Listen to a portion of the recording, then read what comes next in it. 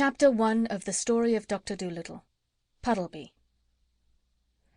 Once upon a time, many years ago, when our grandfathers were little children, there was a doctor, and his name was Dolittle.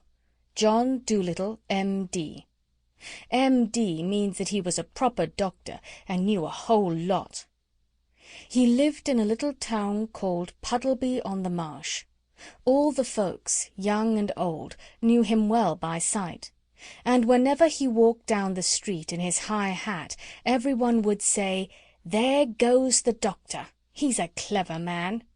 And the dogs and the children would all run up and follow behind him, and even the crows that lived in the church tower would caw and nod their heads. The house he lived in, on the edge of the town, was quite small, but his garden was very large, and had a wide lawn and stone seats and weeping willows hanging over. His sister Sarah Dolittle was housekeeper for him, but the doctor looked after the garden himself. He was very fond of animals, and kept many kinds of pets. Besides the goldfish in the pond at the bottom of his garden, he had rabbits in the pantry, white mice in his piano, a squirrel in the linen closet, and a hedgehog in the cellar. He had a cow with a calf, too, and an old lame horse, 25 years of age, and chickens and pigeons and 2 lambs, and many other animals. But his favourite pets were Dab-Dab the duck, Jip the dog, Gub-Gub the baby pig, Polynesia the parrot, and the owl, Tutu. His sister used to grumble about all these animals, and said they made the house untidy. And one day, when an old lady with rheumatism came to see the doctor, she sat on the hedgehog who was sleeping on the sofa, and never came to see him any more, but drove every Saturday all the way to Oxenthorpe, another town 10 miles off, to see a different doctor. Then his sister Sarah Dolittle came to him and said, "John, how can you expect sick people to come and see you when you keep all these animals in the house? It's a fine doctor who would have his parlour full of hedgehogs and mice. That's the 4th person these animals have driven away.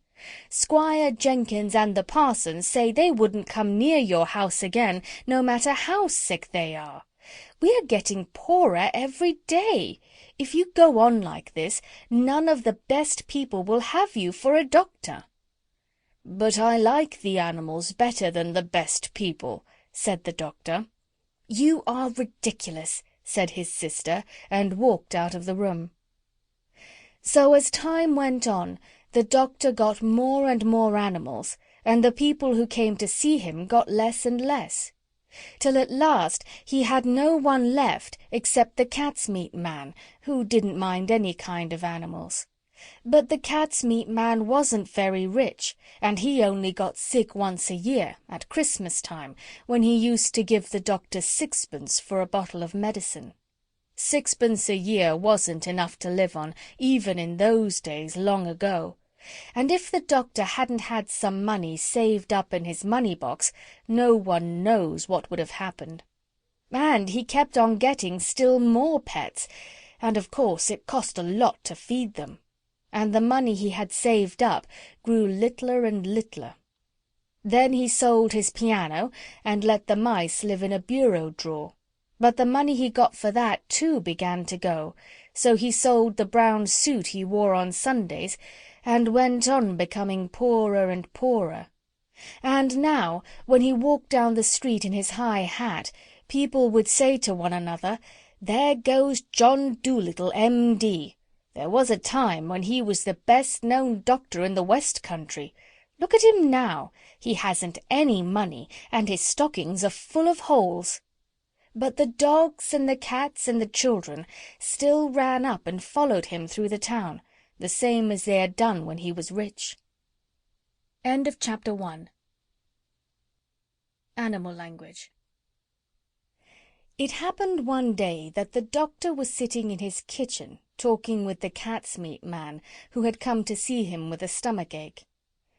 "Why don't you give up being a people's doctor and be an animal doctor?" asked the cat's meat man. The parrot Polynesia was sitting in the window looking out at the rain and singing a sailor's song to herself. She stopped singing and started to listen. "You see," the cat's meat man went on, "you know all about animals, much more than what these here vets do. That book you wrote about cats, why, it's wonderful.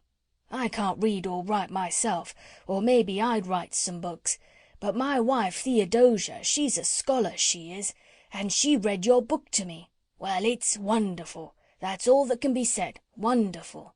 You might have been a cat yourself. You know the way they think. And listen, you can make a lot of money doctoring animals. Do you know that? You see, I'd send all the old women who had sick cats or dogs to you, and if they didn't get sick fast enough I could put something in the meat I sell to make 'em sick, see?" "Oh, no," said the doctor quickly. "You mustn't do that. That wouldn't be right." "Oh, I didn't mean real sick," answered the cat's meat man. "Just a little something to make them droopy like was what I had reference to. But as you say, maybe it ain't quite fair on the animals. But they'll get sick anyway, because the old women always give 'em too much to eat. And look, all the farmers round about who had lame horses and weak lambs, they'd come. Be an animal doctor." When the cat's meat man had gone, the parrot flew off the window onto the doctor's table and said, "That man's got sense. That's what you ought to do. Be an animal doctor. Give the silly people up. If they haven't brains enough to see you're the best doctor in the world, take care of animals instead. They'll soon find out. Be an animal doctor." "Oh, there are plenty of animal doctors," said John Dolittle, putting the flower pots outside the window sill to get the rain. "Yes, there are plenty," said Polynesia, "but none of them are any good at all. Now listen, doctor, and I'll tell you something. Did you know that animals can talk?" "I knew that parrots can talk," said the doctor. "Oh, we parrots can talk in 2 languages. People's language and bird language," said Polynesia proudly. "If I say Polly wants a cracker, you understand me. But hear this. Caw-caw, oi-ee, fee-fee." "Good gracious!" cried the doctor. "What does that mean?" "That means, is the porridge hot yet in bird language." "My, you don't say so," said the doctor. "You never talked that way to me before." "What would have been the good?" said Polynesia, dusting some cracker crumbs off her left wing. "You wouldn't have understood me if I had." "Tell me some more," said the doctor, all excited, and he rushed over to the dresser drawer and came back with the butcher's book and a pencil. "Now, don't go too fast, and I'll write it down. This is interesting, very interesting, something quite new. Give me the bird's ABC first. Slowly now."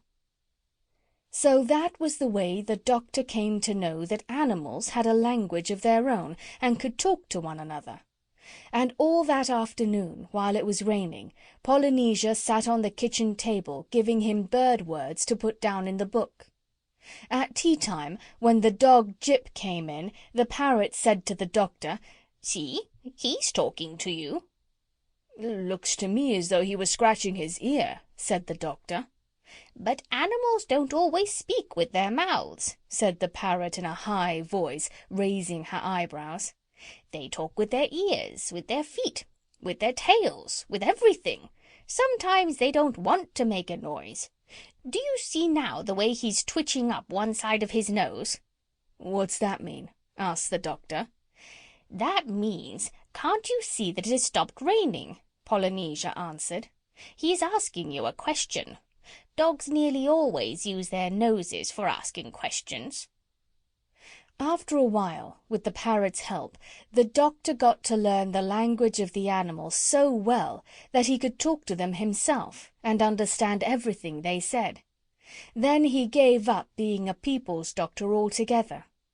As soon as the cat's meat man had told everyone that John Dolittle was going to become an animal doctor, old ladies began to bring him their pet pugs and poodles who had eaten too much cake, and farmers came many miles to show him sick cows and sheep. One day a plough-horse was brought to him, and the poor thing was terribly glad to find a man who could talk in horse language. "You know, Doctor," said the horse, "that vet over the hill knows nothing at all. He has been treating me 6 weeks now for spavins. What I need is spectacles. I am going blind in one eye. There's no reason why horses shouldn't wear glasses, the same as people. But that stupid man over the hill never even looked at my eyes. He kept on giving me big pills. I tried to tell him, but he couldn't understand a word of horse language. What I need is spectacles." Of course," said the doctor. "I'll get you some at once." "I would like a pair like yours," said the horse, "only green. They'll keep the sun out of my eyes while I'm ploughing the 50-acre field." "Certainly," said the doctor. "Green ones you shall have."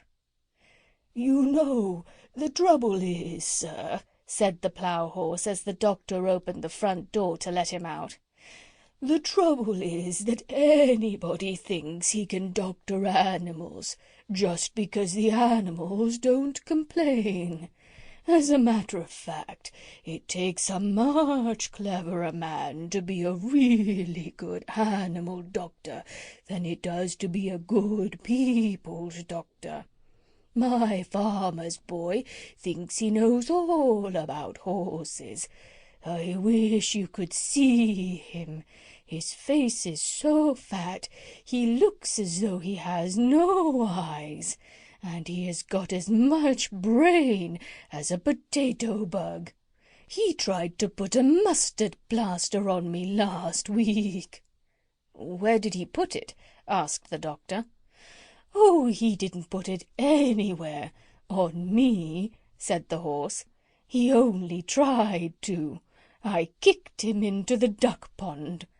Well," said the doctor. "I'm a pretty quiet creature as a rule," said the horse. "Very patient with people, don't make much fuss. But it was bad enough to have that vet giving me the wrong medicine, and when that red-faced booby started to monkey with me, I just couldn't bear it any more."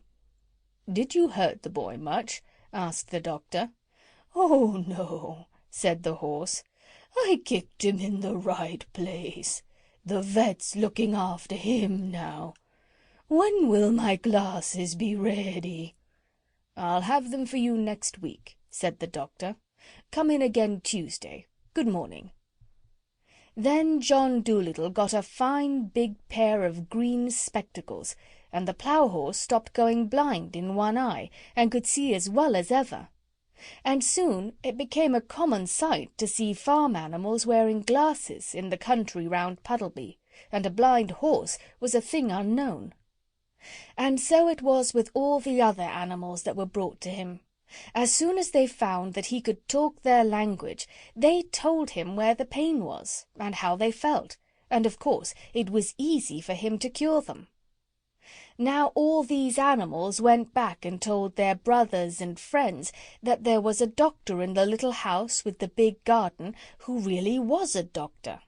And whenever any creatures got sick, not only horses and cows and dogs, but all the little things of the fields, like harvest mice and water voles, badgers and bats, they came at once to his house on the edge of the town, so that his big garden was nearly always crowded with animals trying to get in to see him.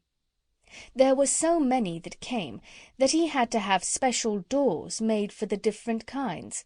He wrote horses over the front door, cows over the side door, and sheep on the kitchen door.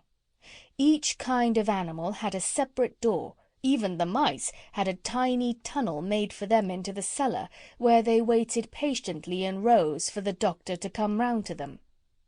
And so In a few years' time, every living thing for miles and miles got to know about John Dolittle, M.D., and the birds who flew to other countries in the winter told the animals in foreign lands of the wonderful doctor of Puddleby-on-the-Marsh who could understand their talk and help them in their troubles. In this way he became famous among the animals, all over the world, better known even than he had been among the folks of the West Country, and he was happy and liked his life very much. One afternoon, when the doctor was busy writing in a book, Polynesia sat in the window, as she nearly always did, looking out at the leaves blowing about in the garden. Presently she laughed aloud. "What is it, Polynesia?" asked the doctor, looking up from his book. "I was just thinking," said the parrot, and she went on looking at the leaves. "What were you thinking?" "I was thinking about people," said Polynesia. "People make me sick. They think they're so wonderful. The world has been going on now for thousands of years, hasn't it? And the only thing in animal language that people have learned to understand is that when a dog wags his tail he means I'm glad. It's funny, isn't it? You are the very first man to talk like us. Oh, sometimes people annoy me dreadfully. Such airs they put on, talking about the dumb animals. Dumb? Huh! Why, I knew a macaw once who could say good morning in 7 different ways without once opening his mouth. He could talk every language, and Greek. An old professor with a grey beard bought him, but he didn't stay. He said the old man didn't talk Greek right, and he couldn't stand listening to him teach the language wrong. I often wonder what's become of him.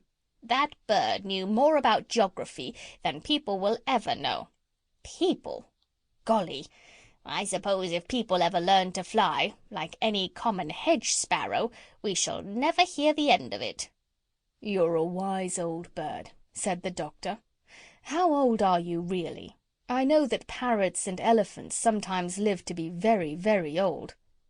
"I can never be quite sure of my age," said Polynesia.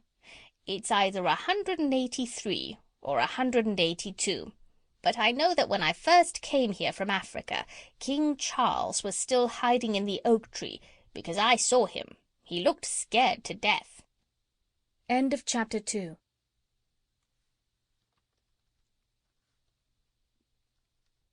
More money troubles.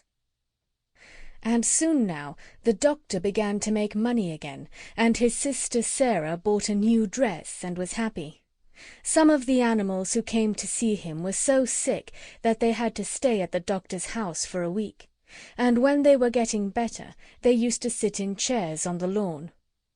And often, even after they got well, they did not want to go away. They liked the doctor and his house so much, and he never had the heart to refuse them when they asked if they could stay with him. So in this way he went on getting more and more pets. Once, when he was sitting on his garden wall smoking a pipe in the evening, an Italian organ-grinder came round with a monkey on a string. The doctor saw at once that the monkey's collar was too tight and that he was dirty and unhappy. So he took the monkey away from the Italian, gave the man a shilling, and told him to go. The organ-grinder got awfully angry and said that he wanted to keep the monkey. But the doctor told him that if he didn't go away he would punch him on the nose.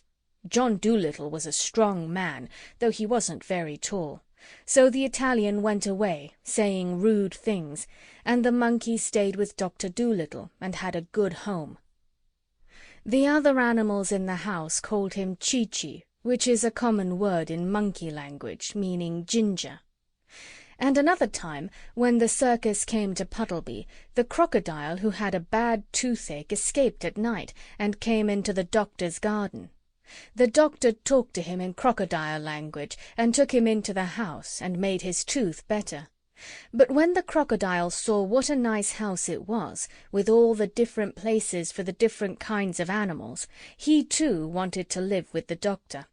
He asked if he couldn't sleep in the fish pond at the bottom of the garden, if he promised not to eat the fish. When the circus men came to take him back, he got so wild and savage that he frightened them away. But to everyone in the house he was always as gentle as a kitten.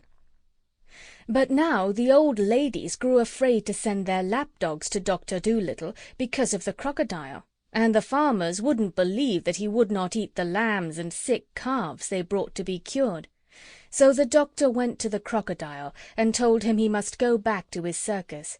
But he wept such big tears and begged so hard to be allowed to stay that the doctor hadn't the heart to turn him out. So then the doctor's sister came to him and said, "John, you must send that creature away. Now the farmers and the old ladies are afraid to send their animals to you, just as we were beginning to be well off again. Now we shall be ruined entirely. This is the last straw. I will no longer be housekeeper for you if you don't send away that alligator." "It isn't an alligator," said the doctor. "It's a crocodile." "I don't care what you call it," said his sister. "It's a nasty thing to find under the bed. I won't have it in the house." "But he has promised me," the doctor answered, "that he will not bite anyone. He doesn't like the circus, and I haven't the money to send him back to Africa, where he comes from. He minds his own business, and on the whole is very well behaved. Don't be so fussy." "I tell you I will not have him around," said Sarah. "He eats the linoleum. If you don't send him away this minute, I'll go and get married."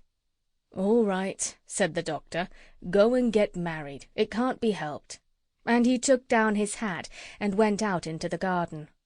So Sarah Dolittle packed up her things and went off, and the doctor was left all alone with his animal family. And very soon he was poorer than he had ever been before. With all these mouths to fill, and the house to look after, and no one to do the mending, and no money coming in to pay the butcher's bill, things began to look very difficult. But the doctor didn't worry at all. "Money is a nuisance," he used to say. "We'd all be much better off if it had never been invented. What does money matter so long as we are happy?" But soon the animals themselves began to get worried, and one evening, when the doctor was asleep in his chair before the kitchen fire, they began talking it over among themselves, in whispers. And the owl Tutu, who was good at arithmetic, figured it out that there was only money enough left to last another week if they each had 1 meal a day and no more. Then the parrot said, "I think we all ought to do the housework ourselves. At least we can do that much. After all, it is for our sakes that the old man finds himself so lonely and so poor." So it was agreed that the monkey, Chee-Chee, was to do the cooking and mending. The dog was to sweep the floors, the duck was to dust and make the beds, the owl Tutu was to keep the accounts, and the pig was to do the gardening. They made Polynesia the parrot housekeeper and laundress, because she was the oldest. Of course, at first they all found their new jobs very hard to do, all except Chee-Chee, who had hands and could do things like a man. But they soon got used to it, and they used to think it great fun to watch Jip the dog sweeping his tail over the floor with a rag tied onto it for a broom. After a little they got to do the work so well that the doctor said that he had never had his house kept so tidy or so clean before. In this way things went along all right for a while, but without money they found it very hard.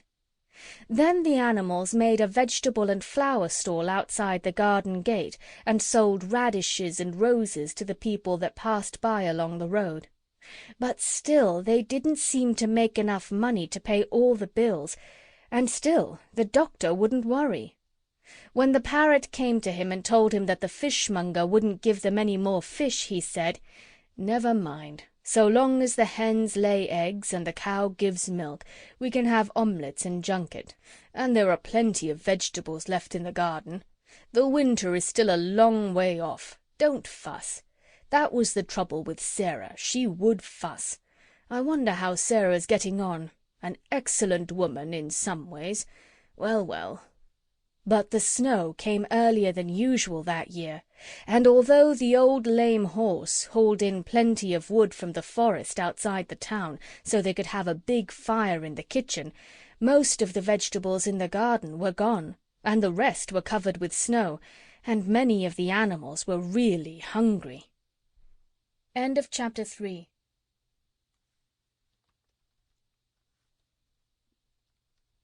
A Message from Africa. That winter was a very cold one, and one night in December, when they were all sitting around the warm fire in the kitchen, and the doctor was reading aloud to them out of books he had written himself in animal language, the owl Tutu suddenly said, "Shh! What's that noise outside?" They all listened, and presently they heard the sound of someone running. Then the door flew open, and the monkey Chee-Chee ran in, badly out of breath. "Doctor," he cried, "I've just had a message from a cousin of mine in Africa. There is a terrible sickness among the monkeys out there. They are all catching it, and they are dying in hundreds. They have heard of you, and beg you to come to Africa to stop the sickness." "Who brought the message?" asked the doctor, taking off his spectacles and laying down his book. "A swallow," said Chee-Chee. "She is outside on the rain-butt." "Bring her in by the fire," said the doctor. "She must be perished with the cold. The swallows flew south 6 weeks ago." So the swallow was brought in, all huddled and shivering, and although she was a little afraid at first, she soon got warmed up and sat on the edge of the mantelpiece and began to talk.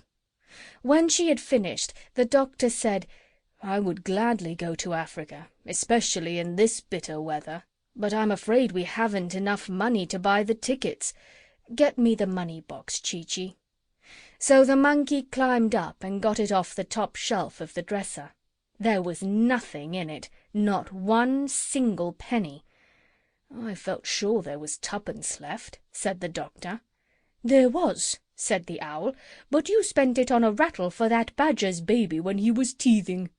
"Did I?" said the doctor. Dear me, dear me. What a nuisance money is, to be sure. Well, never mind. Perhaps if I go down to the seaside I shall be able to borrow a boat that will take us to Africa. I knew a seaman once who brought his baby to me with measles.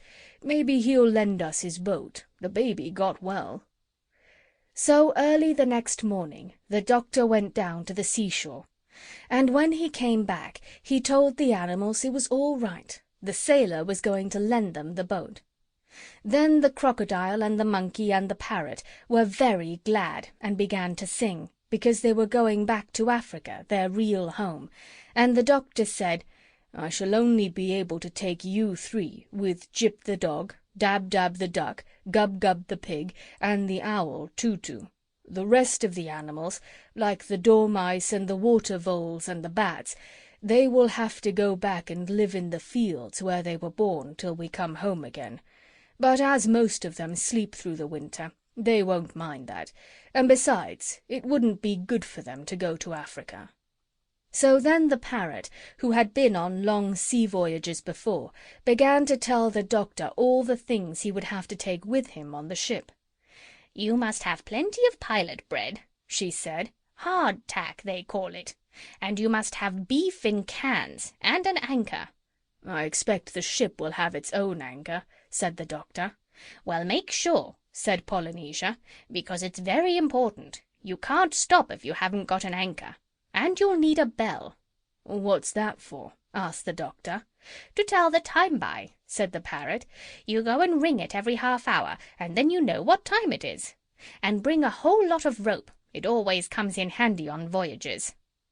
Then they began to wonder where they were going to get the money from to buy all the things they needed. "Oh, bother it! Money again!" cried the doctor. "Goodness, I shall be glad to get to Africa where we don't have to have any. I'll go and ask the grocer if he will wait for his money till I get back. No, I'll send the sailor to ask him." So the sailor went to see the grocer, and presently he came back with all the things they wanted. Then the animals packed up, And after they had turned off the water so the pipes wouldn't freeze, and put up the shutters, they closed the house and gave the key to the old horse who lived in the stable. And when they had seen that there was plenty of hay in the loft to last the horse through the winter, they carried all their luggage down to the seashore and got on to the boat. The cat's meat man was there to see them off, and he brought a large suet pudding as a present for the doctor, because, he said he had been told, you couldn't get suet puddings in foreign parts. As soon as they were on the ship, Gub-Gub the pig asked where the beds were, for it was 4 o'clock in the afternoon, and he wanted his nap. So Polynesia took him downstairs into the inside of the ship and showed him the beds, set all on top of one another like bookshelves against a wall. "Why, this isn't a bed," cried Gub-Gub. "That's a shelf." "Beds are always like that on ships," said the parrot. "It isn't a shelf. Climb up into it and go to sleep. That's what you call a bunk." "I don't think I'll go to bed yet," said Gub-Gub. "I'm too excited. I want to go upstairs again and see them start." "Well, this is your first trip," said Polynesia. "You will get used to the life after a while." And she went back up the stairs of the ship, humming this song to herself. "I've seen the Black Sea and the Red Sea. I rounded the Isle of Wight. I discovered the Yellow River, and the Orange, too, by night. Now Greenland drops behind again, and I sail the ocean blue. I'm tired of all these colours, Jane, so I'm coming back to you." They were just going to start on their journey when the doctor said he would have to go back and ask the sailor the way to Africa. But the Swallow said she had been to that country many times and would show them how to get there. So the doctor told Chee-Chee to pull up the anchor, and the voyage began. End of chapter 4.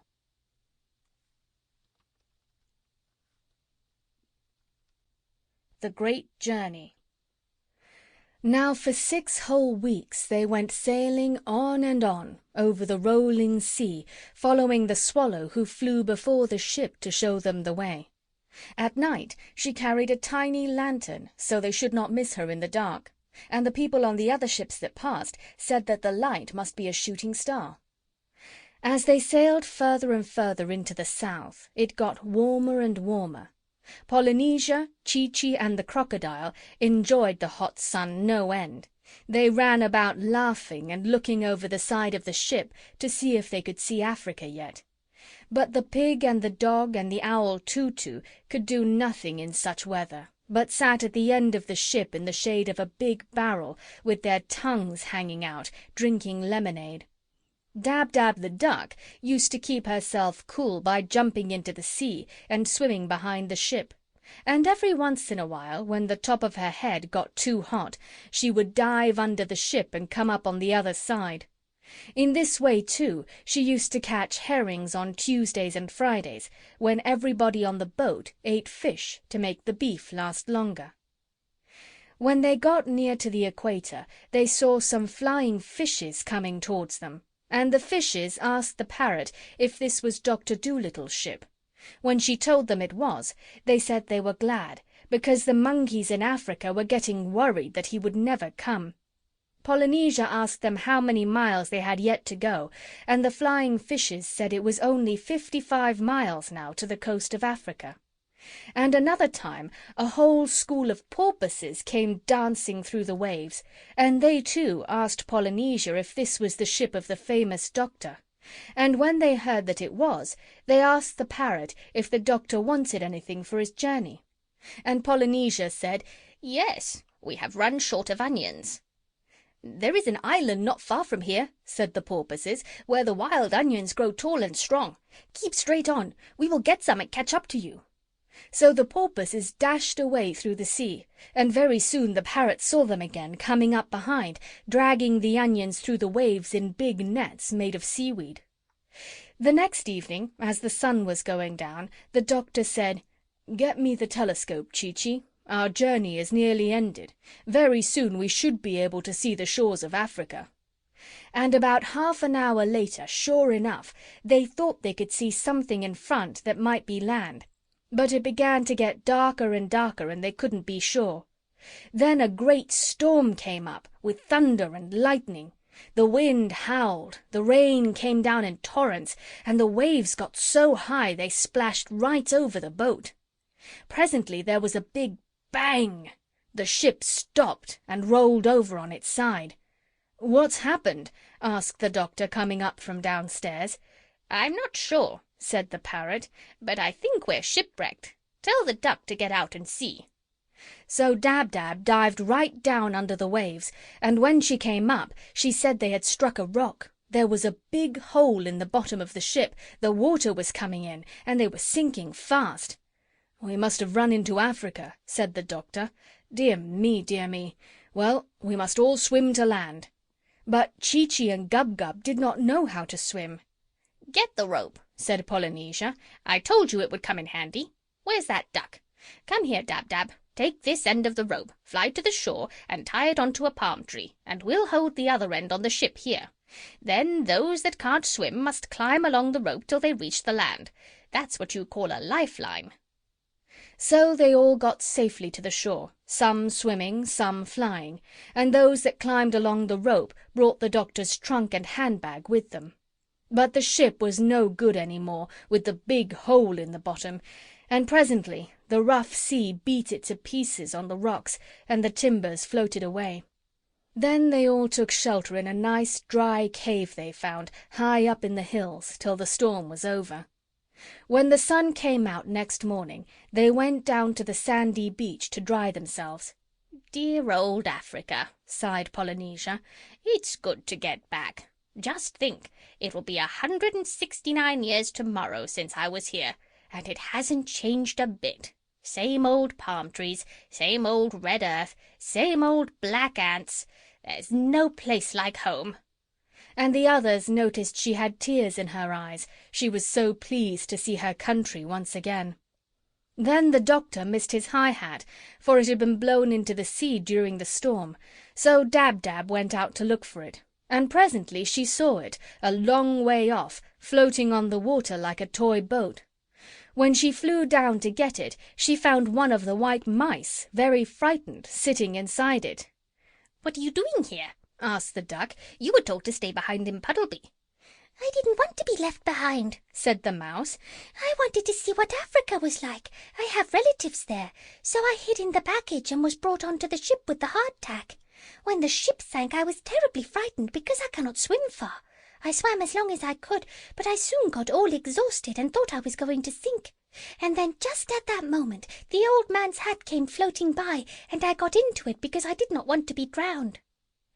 So the duck took up the hat with the mouse in it and brought it to the doctor on the shore, and they all gathered round to have a look. "That's what you call a stowaway," said the parrot. Presently, when they were looking for a place in the trunk where the white mouse could travel comfortably, the monkey Chee-Chee suddenly said, "Shh! I hear footsteps in the jungle." They all stopped talking and listened, and soon a black man came down out of the woods and asked them what they were doing there. "My name is John Dolittle, M.D.," said the doctor. "I have been asked to come to Africa to cure the monkeys who are sick." "You must all come before the king," said the black man. "What king?" asked the doctor, who didn't want to waste any time. "The King of Jolliginki," the man answered. "All these lands belong to him, and all strangers must be brought before him. Follow me." So they gathered up their baggage and went off, following the man through the jungle. End of chapter 5.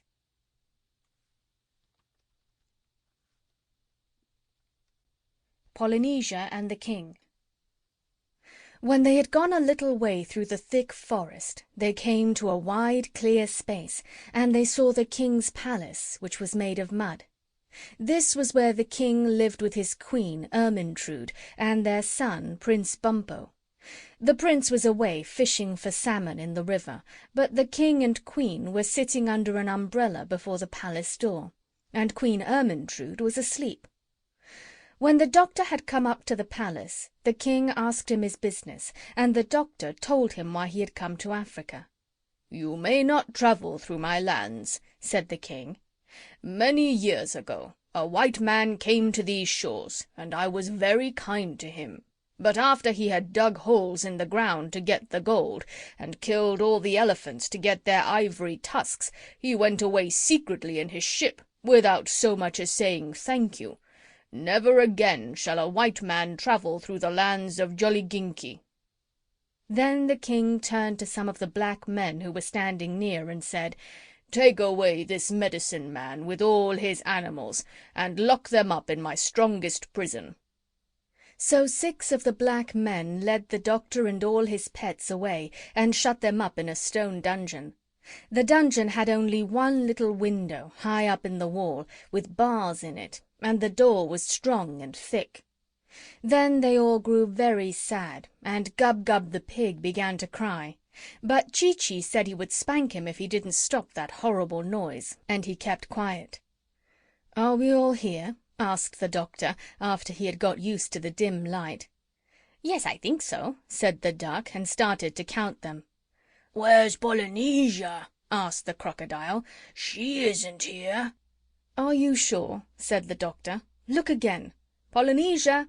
Polynesia, where are you?" "I suppose she escaped," grumbled the crocodile. "Well, that's just like her. Sneaked off into the jungle as soon as her friends got into trouble." "I'm not that kind of a bird," said the parrot, climbing out of the pocket in the tail of the doctor's coat. "You see, I'm small enough to get through the bars of that window, and I was afraid they would put me in a cage instead. So while the king was busy talking, I hid in the doctor's pocket, and here I am. That's what you call a ruse," she said, smoothing down her feathers with her beak. "Good gracious!" cried the doctor. "You're lucky I didn't sit on you." "Now listen," said Polynesia. "Tonight, as soon as it gets dark, I'm going to creep through the bars of that window and fly over to the palace. And then, you'll see, I'll soon find a way to make the king let us all out of prison." "Oh, what can you do?" said Gub-Gub, turning up his nose and beginning to cry again. "You're only a bird." "Quite true," said the parrot. "But do not forget that although I am only a bird, I can talk like a man, and I know these people." So that night, when the moon was shining through the palm trees, and all the king's men were asleep, the parrot slipped through the bars of the prison and flew across to the palace. The pantry window had been broken by a tennis ball the week before, and Polynesia popped in through the hole in the glass. She heard Prince Bumpo snoring in his bedroom at the back of the palace. Then she tiptoed up the stairs till she came to the king's bedroom. She opened the door gently and peeped in. The queen was away at a dance that night at her cousin's, but the king was in bed fast asleep. Polynesia crept in very softly and got under the bed. Then she coughed, just the way Dr. Dolittle used to cough. Polynesia could mimic anyone. The king opened his eyes and said sleepily, "Is that you, Ermintrude?" He thought it was the queen come back from the dance. Then the parrot coughed again, loud, like a man, and the king sat up wide awake and said, "Who's that?" "I am Dr. Dolittle," said the parrot, just the way the doctor would have said it. "What are you doing in my bedroom?" cried the king. "How dare you get out of prison? Where are you? I don't see you." But the parrot just laughed, a long, deep, jolly laugh, like the doctor's. "Stop laughing and come here at once so I can see you," said the king. "Foolish king," answered Polynesia. "Have you forgotten that you are talking to John Dolittle, M.D., the most wonderful man on earth? Of course you cannot see me. I have made myself invisible. There is nothing I cannot do. Now listen. I have come here tonight to warn you. If you don't let me and my animals travel through your kingdom, I will make you and all your people sick like the monkeys, for I can make people well, and I can make people ill, just by raising my little finger. Send your soldiers at once to open the dungeon door, or you shall have mumps before the morning sun has risen on the hills of Jolliginki." Then the king began to tremble, and was very much afraid. "Doctor," he cried, "it shall be as you say. Do not raise your little finger, please." And he jumped out of bed, and ran to tell the soldiers to open the prison door. As soon as he was gone, Polynesia crept downstairs and left the palace by the pantry window. But the queen, who was just letting herself in at the back door with a latchkey, saw the parrot getting out through the broken glass. And when the king came back to bed, she told him what she had seen. Then the king understood that he had been tricked, and he was dreadfully angry. He hurried back to the prison at once, but he was too late. The door stood open, the dungeon was empty, the doctor and all his animals were gone. End of chapter 6.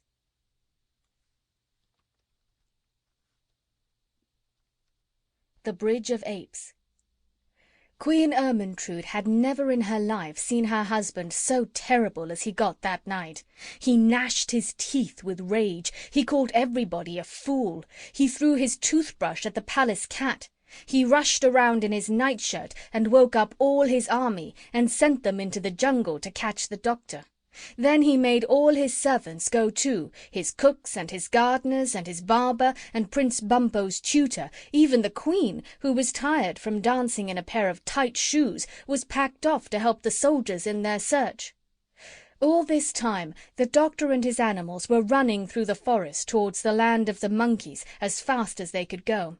Gub-Gub, with his short legs, soon got tired, and the doctor had to carry him, which made it pretty hard when they had the trunk and the handbag with them as well. The king of the Jolliginki thought it would be easy for his army to find them, because the doctor was in a strange land and would not know his way. But he was wrong, because the monkey Chi-Chi knew all the paths through the jungle, better even than the king's men did. And he led the doctor and his pets to the very thickest part of the forest, a place where no man had ever been before, and hid them all in a big hollow tree between high rocks. "We had better wait here," said Chi-Chi, "till the soldiers have gone back to bed. Then we can go on to the land of the monkeys." So there they stayed the whole night through. They often heard the king's men searching and talking in the jungle round about, but they were quite safe, for no one knew of that hiding place but Chi-Chi, not even the other monkeys. At last, when daylight began to come through the thick leaves overhead, they heard Queen Ermyntrude saying in a very tired voice that it was no use looking any more, that they might as well go back and get some sleep. As soon as the soldiers had all gone home, Chi-Chi brought the doctor and his animals out of the hiding place, and they set off for the land of the monkeys. It was a long, long way, and they often got very tired, especially Gub-Gub. But when he cried, they gave him milk out of the coconuts, which he was very fond of. They always had plenty to eat and drink, because Chi-Chi and Polynesia knew all the different kinds of fruits and vegetables that grow in the jungle, and where to find them, like dates and figs and groundnuts and ginger and yams. They used to make their lemonade out of the juice of wild oranges, sweetened with honey, which they got from the bees' nests in hollow trees. No matter what it was they asked for, Chi-Chi and Polynesia always seemed to be able to get it for them, or something like it. They even got the doctor some tobacco one day, when he had finished what he had brought with him and wanted to smoke. At night they slept in tents made of palm leaves, on thick, soft beds of dried grass. And after a while they got used to walking such a lot, and did not get so tired, and enjoyed the life of travel very much. But they were always glad when the night came and they stopped for their resting time. Then the doctor used to make a little fire of sticks, and after they had had their supper, they would sit around it in a ring, listening to Polynesia singing songs about the sea, or to Chi-Chi telling stories of the jungle. And many of the tales that Chi-Chi told were very interesting, because although the monkeys had no history books of their own before Dr. Dolittle came to write them for them, they remember everything that happens by telling stories to their children.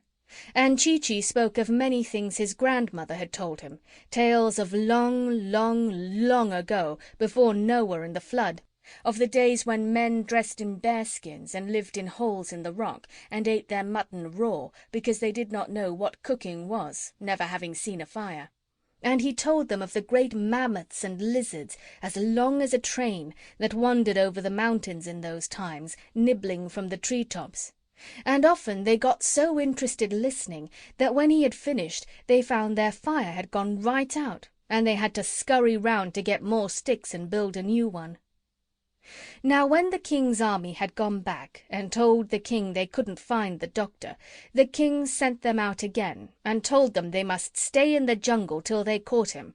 So all this time, while the doctor and his animals were going along towards the land of the monkeys, thinking themselves quite safe, they were still being followed by the king's men. If Chee-Chee had known this, he would most likely have hidden them again, but he didn't know it. One day Chee-Chee climbed up a high rock and looked out over the treetops, and when he came down, he said they were now quite close to the land of the monkeys and would soon be there. And that same evening, sure enough, they saw Chee-Chee's cousin and a lot of other monkeys who had not yet got sick, sitting in the trees by the edge of a swamp, looking and waiting for them. And when they saw the famous doctor really come, these monkeys made a tremendous noise, cheering and waving leaves and swinging out of the branches to greet them. They wanted to carry his bag and his trunk and everything he had, and one of the bigger ones even carried Gub-Gub, who had got tired again. Then 2 of them rushed on in front to tell the sick monkeys that the great doctor had come at last. But the king's men, who were still following, had heard the noise of the monkeys cheering, and they at last knew where the doctor was and hastened on to catch him. The big monkey carrying Gub-Gub was coming along behind slowly, and he saw the captain of the army sneaking through the trees, so he hurried after the doctor and told him to run. Then they all ran harder than they had ever run in their lives, and the king's men, coming after them, began to run too, and the captain ran hardest of all. Then the doctor tripped over his medicine bag and fell down in the mud, and the captain thought he would surely catch him this time. But the captain had very long ears, though his hair was very short, and as he sprang forward to take hold of the doctor, one of his ears caught fast in a tree, and the rest of the army had to stop and help him. By this time the doctor had picked himself up, and on they went again, running and running, and Chee-Chee shouted, "It's all right. We haven't far to go now." But before they could get into the land of the monkeys, they came to a steep cliff with a river flowing below. This was the end of the kingdom of Jolliginki, and the land of the monkeys was on the other side, across the river. And Jip the dog looked down over the edge of the steep cliff and said, "Golly, how are we ever going to get across?" "Oh, dear," said Gub-Gub, "the king's men are quite close now. Look at them. I'm afraid we're going to be taken back to prison again." And he began to weep. But the big monkey who was carrying the pig dropped him on the ground and cried out to the other monkeys, "Boys, a bridge! Quick, make a bridge! We've only a minute to do it. They've got the captain loose and he's coming on like a deer. Get lively! A bridge! A bridge!" The doctor began to wonder what they were going to make a bridge out of, and he gazed around to see if they had any boards hidden any place. But when he looked back at the cliff, there, hanging across the river, was a bridge all ready for him, made of living monkeys. For while his back was turned, the monkeys, quick as a flash, had made themselves into a bridge just by holding hands and feet. And the big one shouted to the doctor, walk over, all of you, hurry!" Gub-Gub was a bit scared, walking on such a narrow bridge at that dizzy height above the river, but he got over all right, and so did all of them. John Dolittle was the last to cross, and just as he was getting to the other side, the king's men came rushing up to the edge of the cliff. Then they shook their fists and yelled with rage, for they saw they were too late. The doctor and all his animals were safe in the land of the monkeys, and the bridge was pulled across to the other side. Then Chee-Chee turned to the doctor and said, "Many great explorers and grey-bearded naturalists have lain long weeks hidden in the jungle waiting to see the monkeys do that trick, but we never let a white man get a glimpse of it before. You are the first to see the famous Bridge of Apes." And the doctor felt very pleased. End of Chapter 7.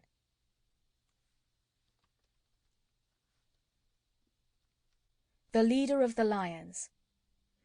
John Dolittle now became dreadfully, awfully busy.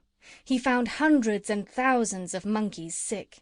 Gorillas, orangutans, chimpanzees, dog-faced baboons, marmosets, grey monkeys, red ones, all kinds, and many had died. The first thing he did was to separate the sick ones from the well ones. Then he got Chee-Chee and his cousin to build him a little house of grass. The next thing, he made all the monkeys who were still well come and be vaccinated. And for 3 days and 3 nights the monkeys kept coming from the jungles and the valleys and the hills to the little house of grass, where the doctor sat all day and all night, vaccinating and vaccinating. Then he had another house made, a big one with a lot of beds in it, and he put all the sick ones in this house. But so many were sick, there were not enough well ones to do the nursing. So he sent messages to the other animals, like the lions and the leopards and the antelopes, to come and help with the nursing. But the leader of the lions was a very proud creature, and when he came to the doctor's big house full of beds, he seemed angry and scornful. "Do you dare to ask me, sir?" he said, glaring at the doctor. "Do you dare to ask me, the king of the beasts, to wait on a lot of dirty monkeys? Why, I wouldn't even eat them between meals." Although the lion looked very terrible, the doctor tried hard not to seem afraid of him. "I didn't ask you to eat them," he said quietly, "and besides, they're not dirty. They've all had a bath this morning. Your coat looks as though it needed brushing badly. Now listen, and I'll tell you something. The day may come when the lions get sick, and if you don't help the other animals now, the lions may find themselves left all alone when they are in trouble. That often happens to proud people." "The lions are never in trouble. They only make trouble," said the leader, turning up his nose. And he stalked away into the jungle, feeling he had been rather smart and clever. Then the leopards got proud too, and said they wouldn't help. And then, of course, the antelopes, although they were too shy and timid to be rude to the doctor like the lion, they pawed the ground and smiled foolishly, and said they had never been nurses before. And now the poor doctor was worried frantic, wondering where he could get help enough to take care of all these thousands of monkeys in bed. But the leader of the lions, when he got back to his den, saw his wife, the queen lioness, come running out to meet him with her hair untidy. "One of the cubs won't eat," she said. "I don't know what to do with him. He hasn't taken a thing since last night." And she began to cry and shake with nervousness, for she was a good mother, even though she was a lioness. So the leader went into his den and looked at his children, 2 very cunning little cubs lying on the floor, and one of them seemed quite poorly. Then the lion told his wife, quite proudly, what he had just said to the doctor, and she got so angry she nearly drove him out of the den. "You never did have a grain of sense," she screamed. "All the animals from here to the Indian Ocean are talking about this wonderful man, and how he can cure any kind of sickness, and how kind he is, the only man in the whole world who can talk the language of the animals, and now, when we have a sick baby on our hands, you must go and offend him. You great booby! Nobody but a fool is ever rude to a good doctor. You—" and she started pulling her husband's hair. "Go back to that white man at once," she yelled, "and tell him you're sorry. And take all the other empty-headed lions with you, and those stupid leopards and antelopes. Then do everything the doctor tells you. Work hard, and perhaps he will be kind enough to come and see the cub later. Now be off. Hurry, I tell you. You're not fit to be a father." And she went into the den next door, where another mother lion lived, and told her all about it. So the leader of the lions went back to the doctor and said, "I happened to be passing this way and thought I'd look in. Got any help yet?" "No," said the doctor, "I haven't, and I'm dreadfully worried." "Help's pretty hard to get these days," said the lion. "Animals don't seem to want to work any more. You can't blame them in a way. Well, seeing you're in difficulties, I don't mind doing what I can, just to oblige you, so long as I don't have to wash the creatures. And I have told all the other hunting animals to come and do their share. The leopards should be here any minute now. Oh, and by the way, we've got a sick cub at home. I don't think there's much the matter with him myself, but the wife is anxious. If you're around that way this evening, you might take a look at him, will you?" Then the doctor was very happy, for all the lions and the leopards and the antelopes and the giraffes and the zebras, all the animals of the forests and the mountains and the plains, came to help him in his work. There were so many of them that he had to send some away, and only kept the cleverest. And now very soon the monkeys began to get better. At the end of a week the big house full of beds was half empty, and at the end of the second week the last monkey had got well. Then the doctor's work was done, and he was so tired he went to bed and slept for 3 days without even turning over. End of chapter 8.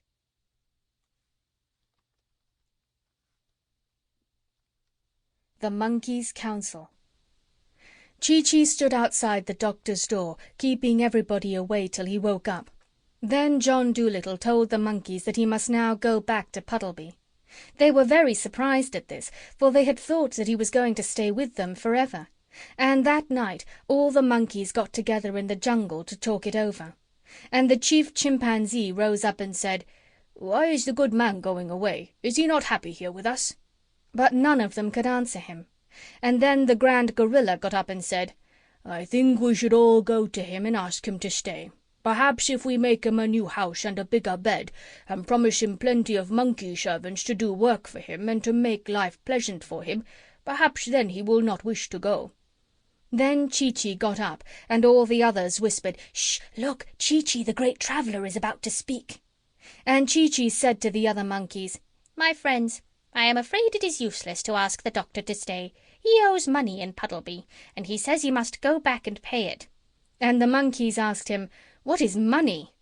Then Chi-Chi told them that in the land of the white men you could get nothing without money, you could do nothing without money, that it was almost impossible to live without money. And some of them asked, "But can you not even eat and drink without paying?" But Chi-Chi shook his head. And then he told them that even he, when he was with the organ grinder, had been made to ask the children for money. And the chief chimpanzee turned to the oldest orangutan and said, "Cousin, surely these men be strange creatures. Who would wish to live in such a land? My gracious, how paltry!" Then Chi-Chi said, "When we were coming to you, we had no boat to cross the sea in, and no money to buy food to eat on our journey. So a man lent us some biscuits, and we said we would pay him when we came back. And we borrowed a boat from a sailor, but it was broken on the rocks when we reached the shores of Africa. Now the doctor says he must go back and get the sailor another boat, because the man was poor, and his ship was all he had." And the monkeys were all silent for a while, sitting quite still upon the ground and thinking hard. At last the biggest baboon got up and said, "I do not think we ought to let this good man leave our land till we have given him a fine present to take with him, so that he may know we are grateful for all that he has done for us." And a little tiny red monkey who was sitting up in a tree shouted down, "I think that too." And then they all cried out, making a great noise, "Yes, yes, let us give him the finest present a white man ever had." Now they began to wonder and ask one another what would be the best thing to give him. And one said 50 bags of coconuts, and another 100 bunches of bananas. At least he shall not have to buy his fruit in the land where you paid to eat. But Chi-Chi told them that all these things would be too heavy to carry so far, and would go bad before half was eaten.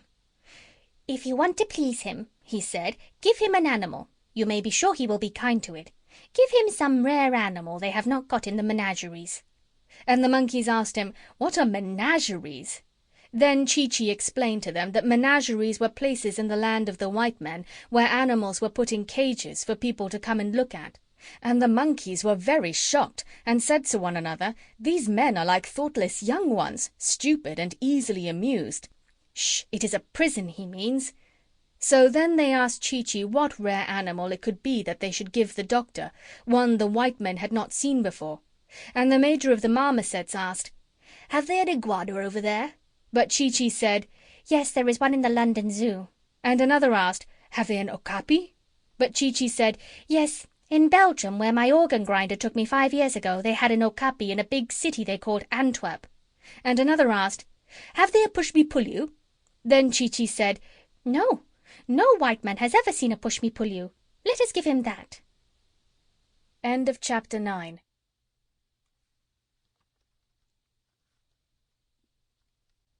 The Rarest Animal of All. Push-me-pull-yous are now extinct. That means there aren't any more. But long ago, when Dr. Dolittle was alive, there were still some left in the deepest jungles of Africa, and even then they were very, very scarce. They had no tail, but a head at each end, and sharp horns on each head. They were very shy and terribly hard to catch. The black men get most of their animals by sneaking up behind them while they're not looking. But you could not do this with the Push-me-pull-you, because no matter which way you came towards him, he was always facing you. And besides, only one half of him slept at a time. The other head was always awake and watching. This was why they were never caught and never seen in zoos. Though many of the greatest huntsmen and the cleverest menagerie-keepers spent years of their lives searching through the jungles in all weathers for push-me-pull-yus, not a single one had ever been caught. Even then, years ago, he was the only animal in the world with 2 heads. Well, the monkeys set out hunting for this animal through the forest, and after they had gone a good many miles, one of them found peculiar footprints near the edge of a river, and they knew that a push-me-pull-you must be very near that spot. Then they went along the bank of the river a little way, and they saw a place where the grass was high and thick, and they guessed that he was in there. So they all joined hands and made a great circle round the high grass. The Push-me-pull-you heard them coming, and he tried hard to break through the ring of monkeys, but he couldn't do it. When he saw that it was no use trying to escape, he sat down and waited to see what they wanted. They asked him if he would go with Dr. Dolittle and be put on show in the land of the white men, but he shook both his heads and said, "Certainly not." They explained to him that he would not be shut up in a menagerie, but would just be looked at. They told him that the doctor was a very kind man, but hadn't any money, and people would pay to see a 2-headed animal, and the doctor would get rich and could pay for the boat he had borrowed to come to Africa in. But he answered, "No, you know how shy I am. I hate being stared at," and he almost began to cry. Then for 3 days they tried to persuade him, and at the end of the 3rd day he said he would come with them and see what kind of a man the doctor was first. So the monkeys travelled back with the Push-me-pull-you, and when they came to where the doctor's little house of grass was, they knocked on the door. The duck, who was packing the trunk, said, "Come in," and Chee-Chee very proudly took the animal inside and showed him to the doctor. "What in the world is it?" asked John Dolittle, gazing at the strange creature. "Lord save us!" cried the duck. "How does it make up its mind?" "It doesn't look to me as if it had any," said Jip the dog. "This, doctor," said Chee-Chee, "is the Push-me-pull-you, the rarest animal of the African jungles, the only 2-headed beast in the world. Take him home with you and your fortune's made. People will pay any money to see him." "But I don't want any money," said the doctor. "Yes, you do," said Dab-Dab the duck. "Don't you remember how we had to pinch and scrape to pay the butcher's bill in Puddleby? And how are you going to get the sailor the new boat you spoke of, unless you have the money to buy it?" "I was going to make him one," said the doctor. "Oh, do be sensible," cried Dab-Dab. "Where would you get all the wood and the nails to make one with? And besides, what are we going to live on? We shall be poorer than ever when we get back. Chee-Chee's perfectly right. Take the funny-looking thing along, do." "Well, perhaps there is something in what you say," murmured the doctor. "It would certainly make a nice new kind of pet. But does what do you call it, really want to go abroad?" "Yes, I'll go," said the Push-me-pull-you, who saw at once from the doctor's face that he was a man to be trusted. "You have been so kind to the animals here, and the monkeys tell me that I am the only one who will do. But you must promise me that if I do not like it in the land of the white men, you will send me back." "Why, certainly, of course," said the doctor. "Excuse me, surely you're related to the deer family, are you not?" "Yes," said the Push-me-pull-you, "to the Abyssinian gazelles and the Asiatic chamois on my mother's side. My father's great-grandfather was the last of the unicorns." "Most interesting," murmured the doctor, and he took a book out of the trunk which Dab-Dab was packing and began turning the pages. "Let us see if Buffon says anything." "I notice," said the duck, "that you only talk with one of your mouths. Can't the other head talk as well?" "Oh, yes," said the Push-me-pull-you, "but I keep the other mouth for eating mostly. In that way I can talk while I am eating without being rude. Our people have always been very polite." When the packing was finished and everything was ready to start, the monkeys gave a grand party for the doctor, and all the animals of the jungle came, and they had pineapples and mangoes and honey and all sorts of good things to eat and drink. After they had all finished eating, the doctor got up and said, "My friends, I am not clever at speaking long words after dinner like some men, and I have just eaten many fruits and much honey. But I wish to tell you that I am very sad at leaving your beautiful country.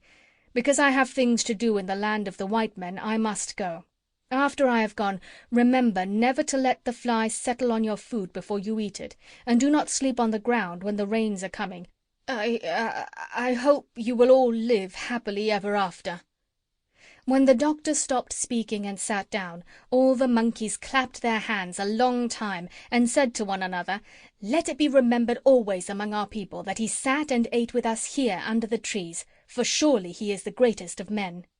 And the grand gorilla, who had the strength of 7 horses in his hairy arms, rolled a great rock up to the head of the table and said, "This stone for all time shall mark the spot." And even to this day, in the heart of the jungle, that stone is still there, and monkey mothers, passing through the forest with their families, still point down at it from the branches and whisper to their children, "Shh, there it is, look, where the good white man sat and ate food with us in the year of the great sickness." Then, when the party was over, the doctor and his pets started out to go back to the seashore, and all the monkeys went with him as far as the edge of their country, carrying his trunk and bags to see him off. End of Chapter 10.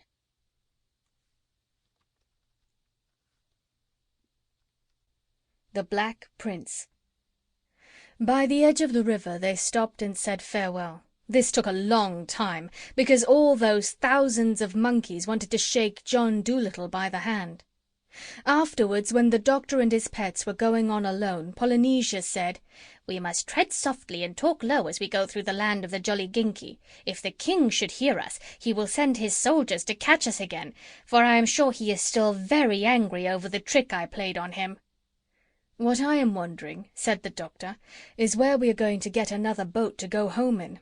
Oh, well, perhaps we'll find one lying about on the beach that nobody is using. Never lift your foot till you come to the stile." One day, while they were passing through a very thick part of the forest, Chee-Chee went ahead of them to look for coconuts, and while he was away, the doctor and the rest of the animals, who did not know the jungle paths so well, got lost in the deep woods. They wandered around and around, but could not find their way down to the seashore. Chee-Chee, when he could not see them anywhere, was terribly upset. He climbed high trees and looked out from the top branches to try and see the doctor's high hat. He waved and shouted, he called to all the animals by name, but it was no use. They seemed to have disappeared altogether. Indeed, they had lost their way very badly. They had strayed a long way off the path, and the jungle was so thick with bushes and creepers and vines that sometimes they could hardly move at all, and the doctor had to take out his pocket-knife and cut his way along. They stumbled into wet, boggy places. They got all tangled up in thick, convolvulous runners. They scratched themselves on thorns, and twice they nearly lost the medicine bag in the underbrush. There seemed no end to their troubles, and nowhere could they come upon a path. At last, after blundering about like this for many days, getting their clothes torn and their faces covered with mud, they walked right into the king's back garden by mistake. The king's men came running up at once and caught them. But Polynesia flew into a tree in the garden without anybody seeing her, and hid herself. The doctor and the rest were taken before the king. "Ha ha!" cried the king. "So you are caught again. This time you shall not escape. Take them all back to prison and put double locks on the door. This white man shall scrub my kitchen floor for the rest of his life." So the doctor and his pets were led back to prison and locked up, and the doctor was told that in the morning he must begin scrubbing the kitchen floor. They were all very unhappy. "This is a great nuisance," said the doctor. "I really must get back to Puddleby. That poor sailor will think I've stolen his ship if I don't get home soon. I wonder if those hinges are loose." But the door was very strong and firmly locked. There seemed no chance of getting out. Then Gub-Gub began to cry again. All this time Polynesia was still sitting in the tree in the palace garden. She was saying nothing and blinking her eyes. This was always a very bad sign with Polynesia. Whenever she said nothing and blinked her eyes, it meant that somebody had been making trouble, and she was thinking out some way to put things right. People who made trouble for Polynesia or her friends were very nearly always sorry for it afterwards. Presently she spied Chi-Chi swinging through the trees, still looking for the doctor. When Chi-Chi saw her, he came into her tree and asked her what had become of him. "The doctor and all the animals have been caught by the king's men and locked up again," whispered Polynesia. "We lost our way in the jungle and blundered into the palace garden by mistake." But couldn't you guide them? asked Chi-Chi. And he began to scold the parrot for letting them get lost while he was away looking for the coconuts. "It was all that stupid pig's fault," said Polynesia. "He would keep running off the path, hunting for ginger roots, and I was kept so busy catching him and bringing him back that I turned to the left instead of the right when we reached the swamp. Shh! Look, there's Prince Bumpo coming into the garden. He must not see us. Don't move, whatever you do." And there, sure enough, was Prince Bumpo, the king's son, opening the garden gate. He carried a book of fairy tales under his arm. He came strolling down the gravel walk, humming a sad song, till he reached a stone seat right under the tree where the parrot and the monkey were hiding. Then he lay down on the seat and began reading the fairy stories to himself. Chi-Chi and Polynesia watched him, keeping very quiet and still. After a while the king's son laid the book down and sighed a weary sigh. "If I were only a white prince," said he, with a dreamy, far-away look in his eyes. Then the parrot, talking in a small, high voice like a little girl, said aloud, Bumpo, someone might turn thee into a white prince, perchance. The king's son started up off the seat and looked all around. "What is this I hear?" he cried. "Methought the sweet music of a fairy's silver voice rang out from yonder bower. Strange!" "Worthy prince," said Polynesia, keeping very still so Bumpo couldn't see her, "thou sayest winged words of truth, for 'tis I, Triptsinka, the queen of the fairies, that speak to thee. I am hiding in a rosebud." "Oh, tell me, fairy queen," cried Bumpo, clasping his hands in joy. "Who is it can turn me white?" "In thy father's prison," said the parrot, "there lies a famous wizard, John Dolittle by name. Many things he knows of medicine and magic, and mighty deeds has he performed. Yet thy kingly father leaves him languishing long and lingering hours. Go to him, brave Bumpo, secretly, when the sun has set, and behold, thou shalt be made the whitest prince that ever won fair lady. I have said enough. I must now go back to fairyland. Farewell." "Farewell!" cried the prince. "1,000 thanks, good Triptsinka." And he sat down on the seat again with a smile upon his face, waiting for the sun to set. End of chapter 11.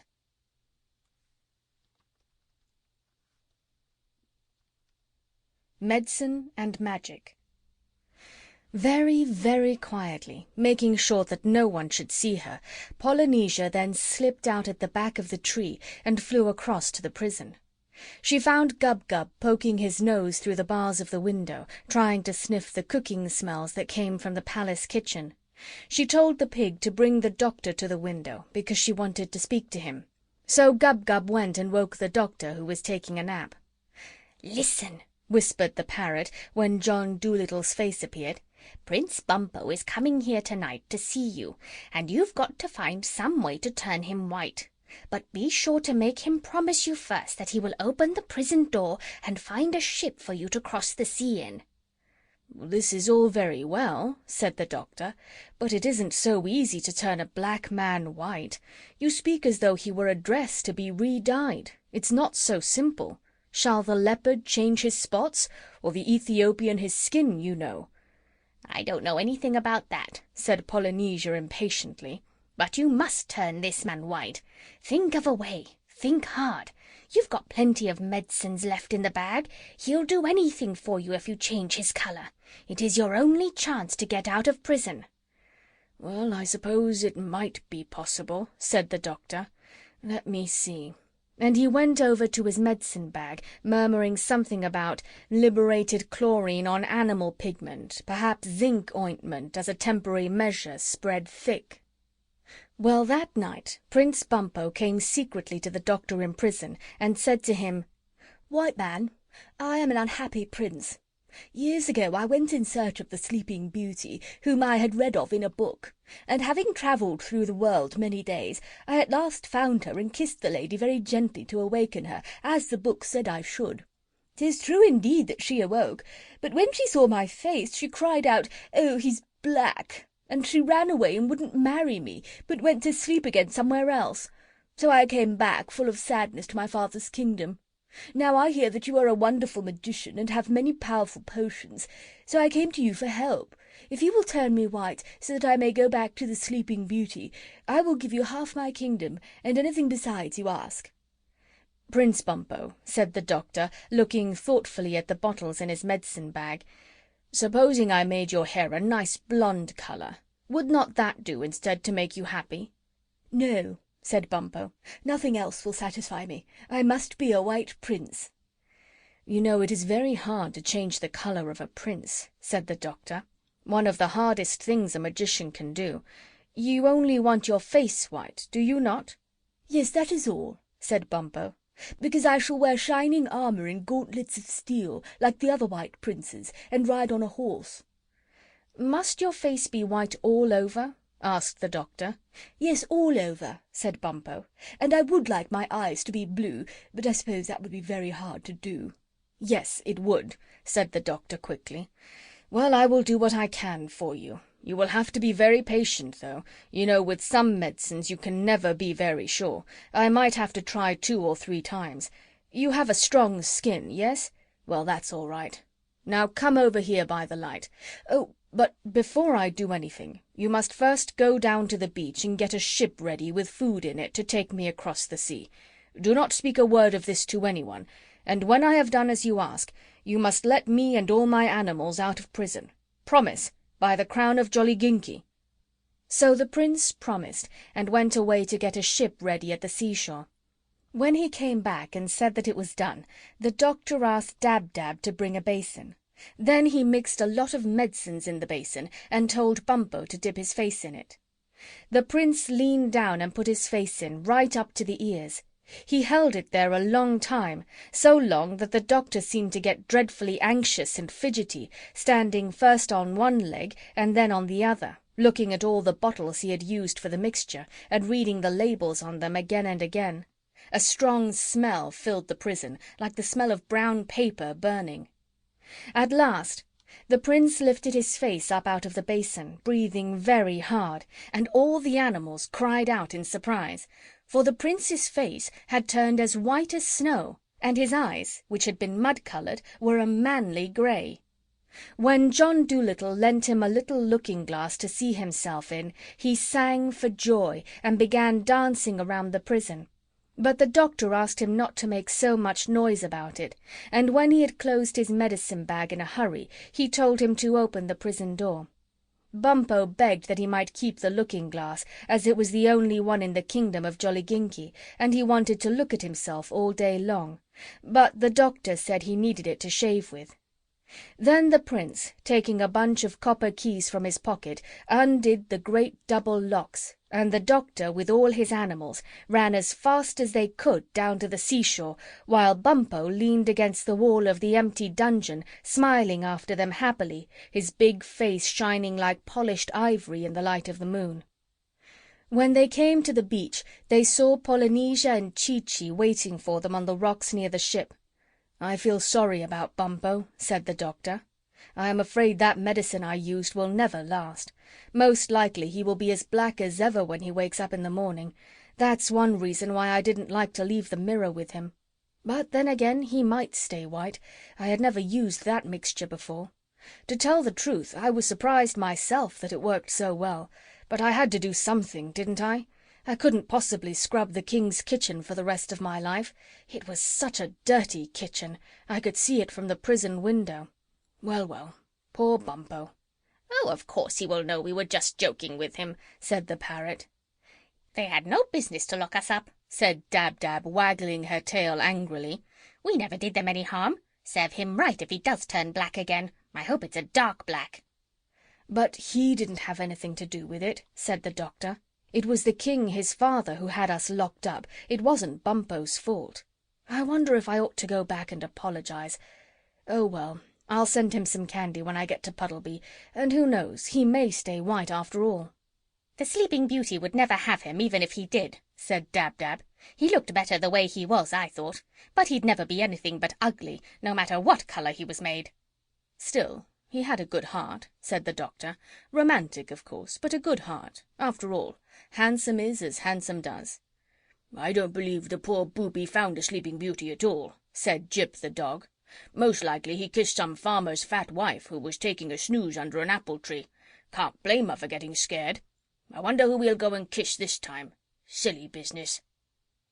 Then the Push-me-pull-you, the white mouse, Gub-Gub, Dab-Dab, Jip, and the owl Tutu went on to the ship with the doctor.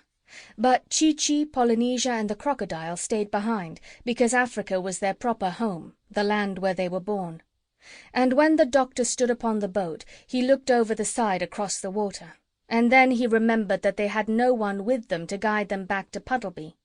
The wide, wide sea looked terribly big and lonesome in the moonlight, and he began to wonder if they would lose their way when they passed out of sight of land. But even while he was wondering, they heard a strange whispering noise high in the air, coming through the night, and the animals all stopped saying goodbye and listened. The noise grew louder and bigger. It seemed to be coming nearer to them, a sound like the autumn wind blowing through the leaves of a poplar tree, or a great, great rain beating down upon a roof. And Jip, with his nose pointing and his tail quite straight, said, "Birds! Millions of them, flying fast, that's it." And then they all looked up, and there, streaming across the face of the moon, like a huge swarm of tiny ants, they could see thousands and thousands of little birds. Soon the whole sky seemed full of them, and still more kept coming, more and more. There were so many that for a little they covered the whole moon so it could not shine, and the sea grew dark and black, like when a storm cloud passes over the sun. And presently all these birds came down close, skimming over the water and the land, and the night sky was left clear above, and the moon shone as before. Still never a call nor a cry nor a song they made, no sound but this great rustling of feathers, which grew greater now than ever. When they began to settle on the sands, along the ropes of the ship, anywhere and everywhere except the trees, the doctor could see that they had blue wings and white breasts and very short feathered legs. As soon as they had all found a place to sit, suddenly there was no noise left anywhere. All was quiet, all was still. And in the silent moonlight John Dolittle spoke. "I had no idea that we had been in Africa so long. It will be nearly summer when we get home, for these are the swallows going back. Swallows, I thank you for waiting for us. It is very thoughtful of you. Now we need not be afraid that we will lose our way upon the sea. Pull up the anchor and set the sail." When the ship moved out upon the water, those who stayed behind, Chee-Chee, Polynesia, and the crocodile, grew terribly sad, for never in their lives had they known anyone they liked so well as Dr. John Dolittle of Puddleby on the Marsh. And after they had called good-bye to him again and again and again, they still stood there upon the rocks, crying bitterly and waving till the ship was out of sight. End of Chapter 12.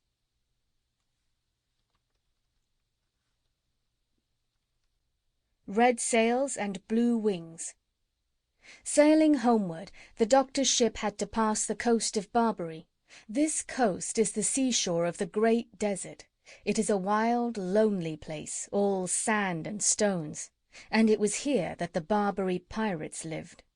These pirates, a bad lot of men, used to wait for sailors to be shipwrecked on their shores, and often, if they saw a boat passing, they would come out in their fast sailing ships and chase it. When they caught a boat like this at sea, they would steal everything on it, and after they had taken the people off, they would sink the ship and sail back to Barbary singing songs and feeling proud of the mischief they had done. Then they used to make the people they had caught write home to their friends for money, and if the friends sent no money, the pirates often threw the people into the sea. Now one sunshiny day the doctor and Dab-Dab were walking up and down on the ship for exercise. A nice fresh wind was blowing the boat along, and everybody was happy. Presently Dab-Dab saw the sail of another ship a long way behind them on the edge of the sea. It was a red sail. "I don't like the look of that sail," said Dab-Dab. "I have a feeling it isn't a friendly ship. I am afraid there is more trouble coming to us." Jip, who was lying near taking a nap in the sun, began to growl and talk in his sleep. "I smell roast beef cooking," he mumbled. "Underdone roast beef, with brown gravy over it." "Good gracious!" cried the doctor. "What's the matter with the dog? Is he smelling in his sleep as well as talking?" "I suppose he is," said Dab-Dab. "All dogs can smell in their sleep." "But what is he smelling?" asked the doctor. "There is no roast beef cooking on our ship." "No," said Dab-Dab. "The roast beef must be on that other ship over there." "But that's 10 miles away," said the doctor. "He couldn't smell that far, surely." "Oh, yes, he could," said Dab-Dab. "You ask him." Then Jip, still fast asleep, began to growl again, and his lip curled up angrily, showing his clean white teeth. "I smell bad men," he growled. "The worst men I ever smelt. I smell trouble. I smell a fight. 6 bad scoundrels fighting against one brave man. I want to help him. Boof! Boof!" Then he barked loud and woke himself up with a surprised look on his face. "See," cried Dab-Dab. "That boat is nearer now. You can count its 3 big sails, all red. Whoever it is, they are coming after us. I wonder who they are." "They are bad sailors," said Jip, "and their ship is very swift. They are surely the pirates of Barbary." "Well, we must put up more sails on our boat," said the doctor, "so we can go faster and get away from them. Run downstairs, Jip, and fetch me all the sails you see." The dog hurried downstairs and dragged up every sail he could find. But even when all these were put up on the mast to catch the wind, the boat did not go nearly as fast as the pirates, which kept coming on behind, closer and closer. "This is a poor ship the prince gave us," said Gub-Gub the pig. "The slowest he could find, I should think. Might as well try to win a race in a soup tureen as hope to get away from them in this old barge. Look how near they are now. You can see the moustaches on the faces of the men, 6 of them. What are we going to do?" Then the doctor asked Dab-Dab to fly up and tell the swallows that pirates were coming after them in a swift ship, and what should he do about it. When the swallows heard this, they all came down onto the doctor's ship, and they told him to unravel some pieces of long rope and make them into a lot of thin strings as quickly as he could. Then the ends of these strings were tied onto the front of the ship, and the swallows took hold of the strings with their feet and flew off, pulling the boat along. And although swallows are not very strong when only 1 or 2 are by themselves, it is different when there are a great lot of them together. And there, tied to the doctor's ship, were 1,000 strings, and 2,000 swallows were pulling on each string, all terribly swift flyers. And in a moment the doctor found himself travelling so fast he had to hold his hat on with both hands, for he felt as though the ship itself were flying through waves that frothed and boiled with speed. And all the animals on the ship began to laugh and dance about in the rushing air, for when they looked back at the pirate ship they could see that it was growing smaller now instead of bigger. The red sails were being left far, far behind. End of chapter 13.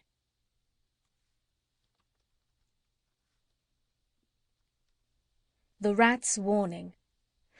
Dragging a ship through the sea is hard work, and after 2 or 3 hours the swallows began to get tired in the wings and short of breath. Then they sent a message down to the doctor to say they would have to take a rest soon, and that they would pull the boat over to an island not far off and hide it in a deep bay till they had got breath enough to go on. And presently the doctor saw the island they had spoken of. It had a very beautiful, high, green mountain in the middle of it. When the ship had sailed safely into the bay, where it could not be seen from the open sea, the doctor said he would get off onto the island to look for water, because there was none left to drink on his ship. And he told all the animals to get out too and romp on the grass to stretch their legs. Now, as they were getting off, the doctor noticed that a whole lot of rats were coming up from downstairs and leaving the ship as well. Jip started to run after them, because chasing rats had always been his favourite game, but the doctor told him to stop.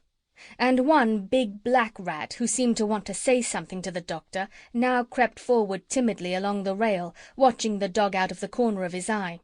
And after he had coughed nervously 2 or 3 times and cleaned his whiskers and wiped his mouth, he said, You know, of course, that all ships have rats in them, Doctor, do you not?" And the doctor said, "Yes." "And you have heard that rats always leave a sinking ship?" "Yes," said the doctor, "so I've been told." "People," said the Rat, "always speak of it with a sneer, as though it were something disgraceful. But you can't blame us, can you? After all, who would stay on a sinking ship if he could get off it?" "It's very natural," said the doctor. "Very natural. I quite understand. Was there anything else you wished to say?" "Yes," said the Rat. "I've come to tell you that we are leaving this one. But we wanted to warn you before we go. This is a bad ship you have here. It isn't safe. The sides aren't strong enough. Its boards are rotten. Before tomorrow night it will sink to the bottom of the sea." "But how do you know?" asked the doctor. "We always know," answered the Rat. "The tips of our tails get that tingly feeling like when your foot's asleep. This morning at 6 o'clock, while I was getting breakfast, my tail suddenly began to tingle. At first I thought it was my rheumatism coming back, so I went and asked my aunt how she felt. You remember her, the long piebald rat, rather skinny, who came to see you in Puddleby last spring with jaundice? Well, she said her tail was tingling like everything. Then we knew for sure that this boat was going to sink in less than 2 days, and we all made up our minds to leave it as soon as we got near enough to any land. It's a bad ship, Doctor. Don't sail in it any more, or you'll surely be drowned. Goodbye. We are now going to look for a good place to live on this island." "Goodbye," said the doctor. "And thank you very much for coming to tell me. Very considerate of you, very. Give my regards to your aunt. I remember her perfectly. Leave that rat alone, Jip. Come here, lie down." So then the doctor and all his animals went off, carrying pails and saucepans to look for water on the island, while the swallows took their rest. "I wonder what is the name of this island," said the doctor as he was climbing up the mountainside. "It seems a pleasant place. What a lot of birds there are." "Why, these are the Canary Islands," said Dab-Dab. "Don't you hear the canaries singing?" The doctor stopped and listened. "Why, to be sure, of course," he said. "How stupid of me! I wonder if they can tell us where to find water." And presently the canaries, who had heard all about Dr. Dolittle from birds of passage, came and led him to a beautiful spring of cool, clear water, where the canaries used to take their bath, and they showed him lovely meadows where the bird-seed grew, and all the other sights of their island. And the Pushmi-Pullyo was glad they had come, because he liked the green grass so much better than the dried apples he had been eating on the ship. And Gub-Gub squeaked for joy when he found a whole valley full of wild sugar-cane. A little later, when they had all had plenty to eat and drink, and were lying on their backs while the canaries sang for them, 2 of the swallows came hurrying up, very flustered and excited. "Doctor," they cried, "the pirates have come into the bay, and they've all got onto your ship. They're downstairs looking for things to steal. They have left their own ship with nobody on it. If you hurry and come down to the shore, you can get onto their ship, which is very fast, and escape, but you'll have to hurry." "That's a good idea," said the doctor. "Splendid." And he called all his animals together at once, said good-bye to the canaries, and ran down to the beach. When they reached the shore they saw the pirate ship, with the 3 red sails, standing in the water. And just as the swallows had said, there was nobody on it. All the pirates were downstairs in the doctor's ship, looking for things to steal. So John Dolittle told his animals to walk very softly, and they all crept onto the pirate ship. End of chapter 14.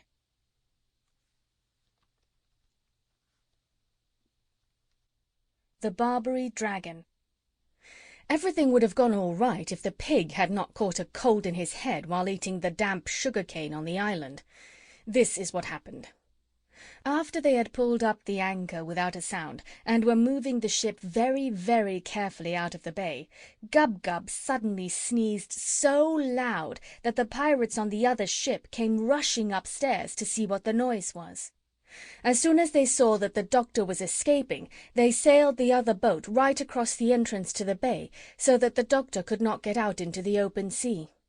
Then the leader of these bad men, who called himself Ben Ali the Dragon, shook his fist at the doctor and shouted across the water, "Ha ha! You are caught, my fine friend. You were going to run off in my ship, eh? But you are not a good enough sailor to beat Ben Ali the Barbary Dragon. I want that duck you've got, and the pig too. We'll have pork chops and roast duck for supper tonight. And before I let you go home, you must make your friends send me a trunk full of gold." Poor Gub-Gub began to weep, and Dab-Dab made ready to fly to save her life, but the owl Tutu whispered to the doctor, Keep him talking, Doctor. Be pleasant to him. Our old ship is bound to sink soon.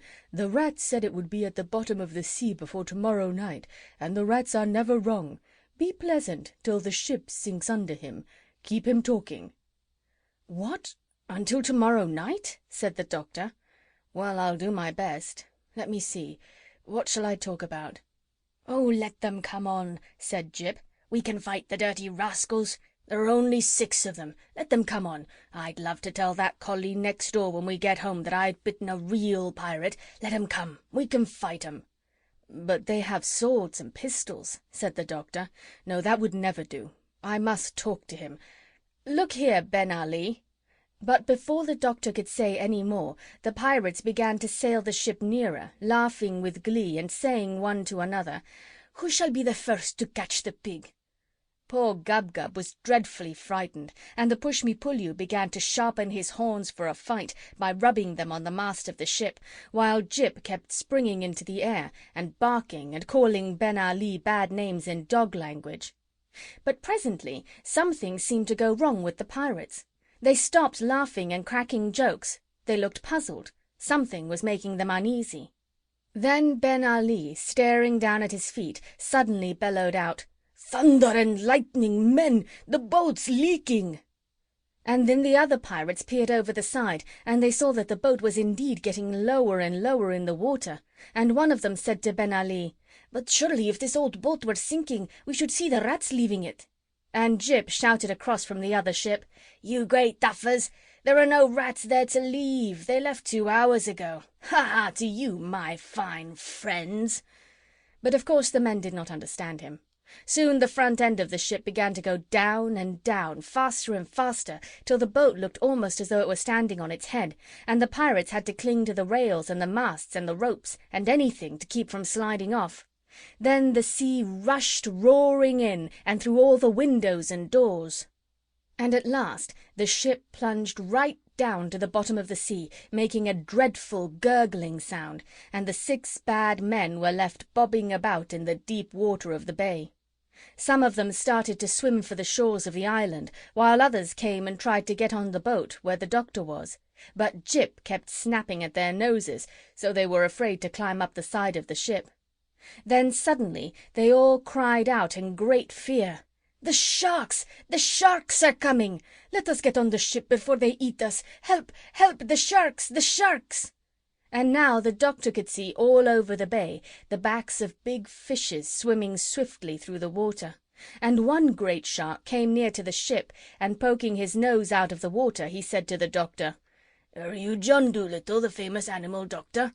"Yes," said Dr. Dolittle, "that is my name." "Well," said the shark, "we know these pirates to be a bad lot, especially Ben Ali. If they are annoying you, we will gladly eat them up for you, and then you won't be troubled any more." "Thank you," said the Doctor. "This is really most attentive, but I don't think it will be necessary to eat them. Don't let any of them reach the shore until I tell you. Just keep them swimming about, will you? And please make Ben Ali swim over here that I may talk to him." So the shark went off and chased Ben Ali over to the Doctor. "Listen, Ben Ali," said John Dolittle, leaning over the side. "You have been a very bad man, and I understand that you have killed many people. These good sharks here have just offered to eat you up for me, and 'twould indeed be a good thing if the seas were rid of you. But if you will promise to do as I tell you, I will let you go in safety." "What must I do?" asked the pirate, looking down sideways at the big shark, who was smelling his leg under the water. "You must kill no more people," said the Doctor. "You must stop stealing. You must never sink another ship. You must give up being a pirate altogether." "But what shall I do then?" asked Ben Ali. "How shall I live?" "You and all your men must go on to this island and be birdseed farmers," the Doctor answered. "You must grow birdseed for the canaries." The Barbary Dragon turned pale with anger. "Grow birdseed!" he groaned in disgust. "Can't I be a sailor?" "No," said the Doctor, "you cannot. You have been a sailor long enough, and sent many stout ships and good men to the bottom of the sea. For the rest of your life you must be a peaceful farmer. The shark is waiting. Do not waste any more of his time. Make up your mind." "Thunder and lightning," Ben Ali muttered.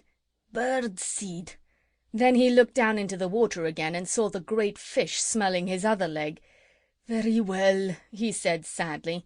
"We'll be farmers." "And remember," said the doctor, "that if you do not keep your promise, if you start killing and stealing again, I shall hear of it, because the canaries will come and tell me, and be very sure that I will find a way to punish you.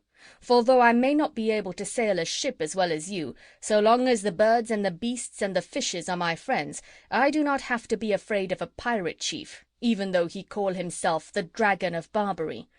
Now go and be a good farmer and live in peace." Then the doctor turned to the big shark, and waving his hand, he said, "All right, let them swim safely to the land." End of chapter 15.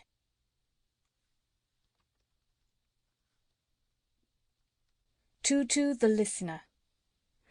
Having thanked the sharks again for their kindness, the doctor and his pets set off once more on their journey home in the swift ship with the 3 red sails. As they moved out into the open sea, the animals all went downstairs to see what their new boat was like inside, while the doctor leant on the rail at the back of the ship with a pipe in his mouth, watching the Canary Islands fade away in the blue dusk of the evening.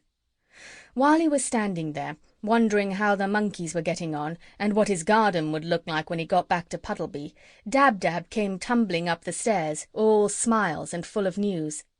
"Doctor," she cried, "this ship of the pirates is simply beautiful, absolutely. The beds downstairs are made of primrose silk, with hundreds of big pillows and cushions.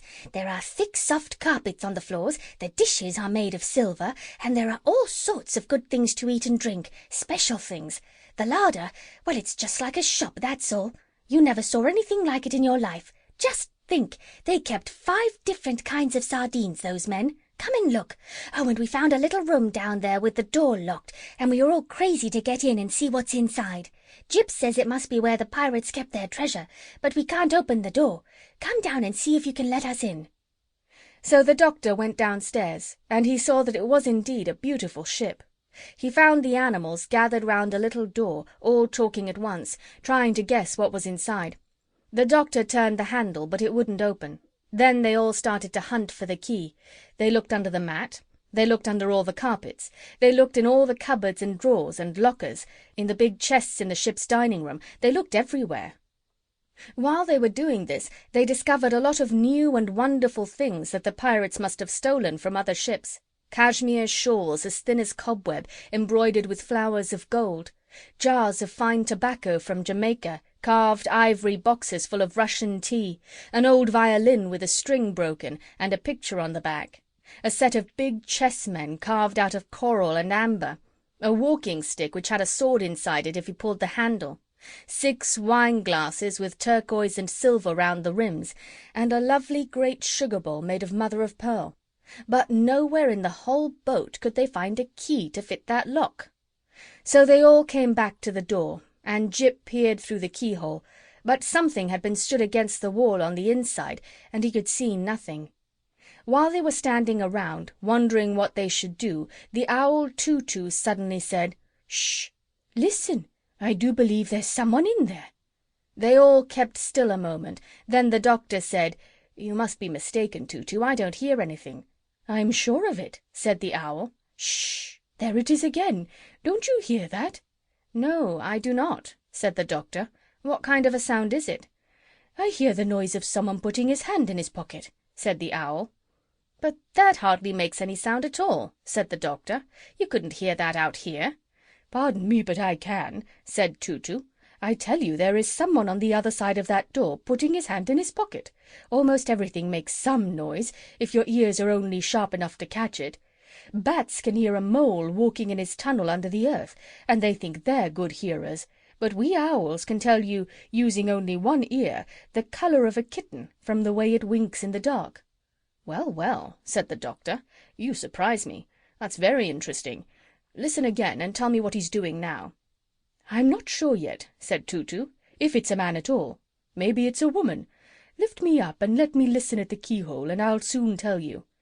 So the doctor lifted the owl up and held him close to the lock of the door. After a moment Tutu said, Now he's rubbing his face with his left hand. It is a small hand and a small face. It might be a woman. No. Now he pushes his hair back off his forehead. It's a man all right." "Women sometimes do that," said the doctor. "True," said the owl, "but when they do, their long hair makes quite a different sound. Shh! Make that fidgety pig keep still.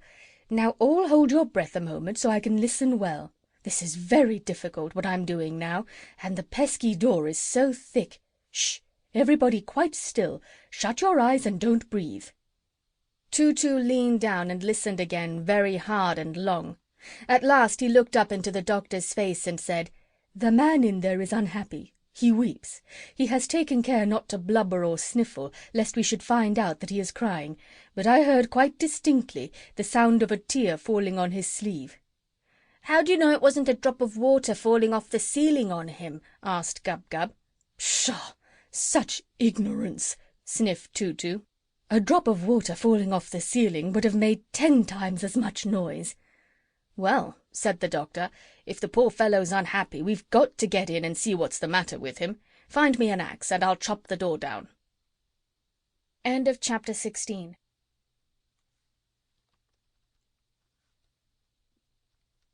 The ocean gossips. Right away an axe was found, and the doctor soon chopped a hole in the door big enough to clamber through. At first he could see nothing at all, it was so dark inside, so he struck a match. The room was quite small, no window, the ceiling low. For furniture there was only one little stool.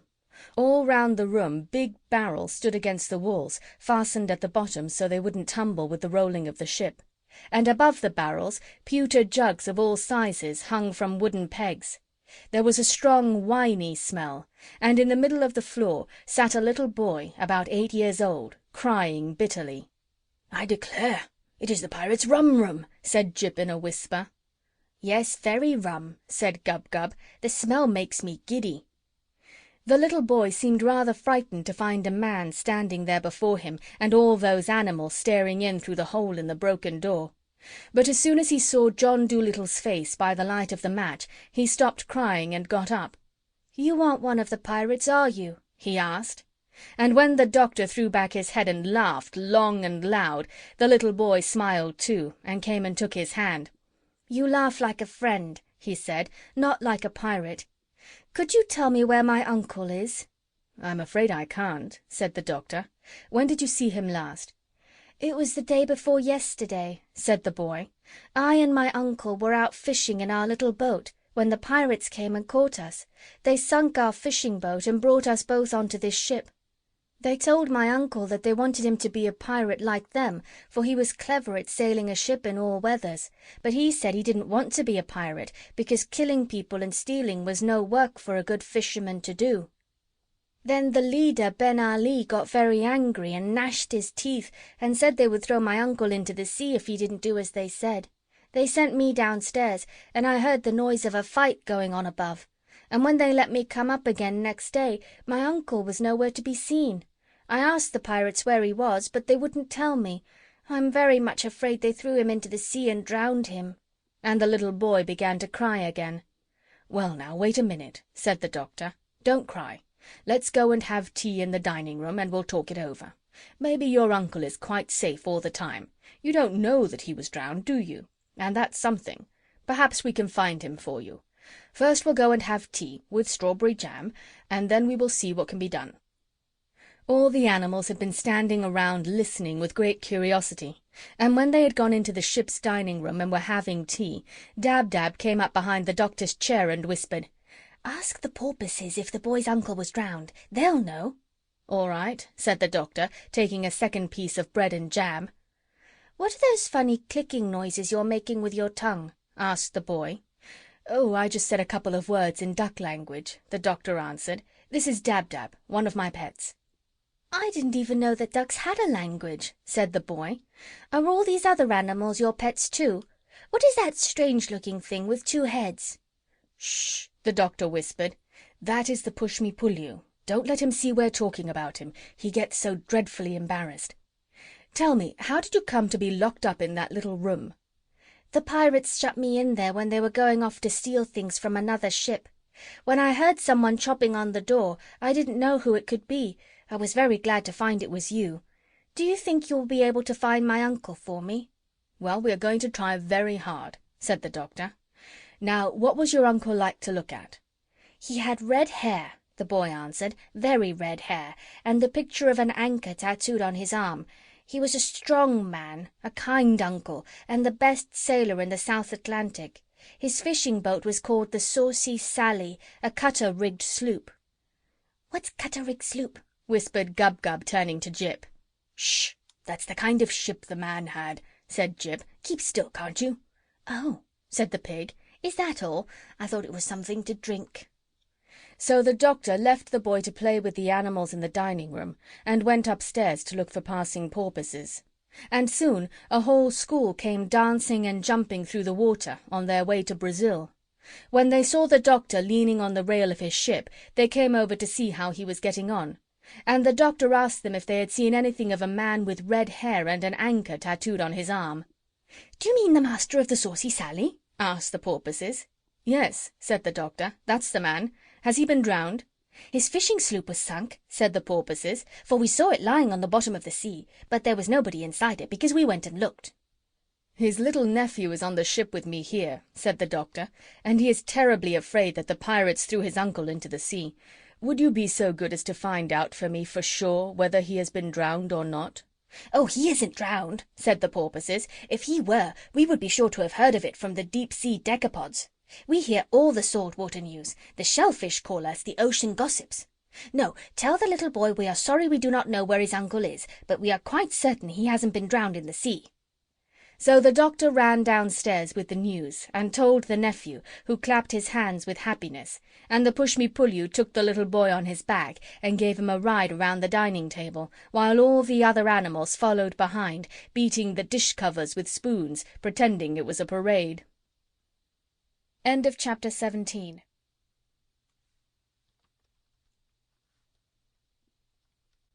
Smells. "Your uncle must now be found," said the doctor. "That is the next thing, now that we know he wasn't thrown into the sea." Then Dab-Dab came up to him again and whispered, "Ask the eagles to look for the man. No living creature can see better than an eagle. When they are miles high in the air, they can count the ants crawling on the ground. Ask the eagles." So the doctor sent one of the swallows off to get some eagles, and in about an hour the little bird came back with 6 different kinds of eagles: a black eagle, a bald eagle, a fish eagle, a golden eagle, an eagle vulture, and a white-tailed sea-eagle.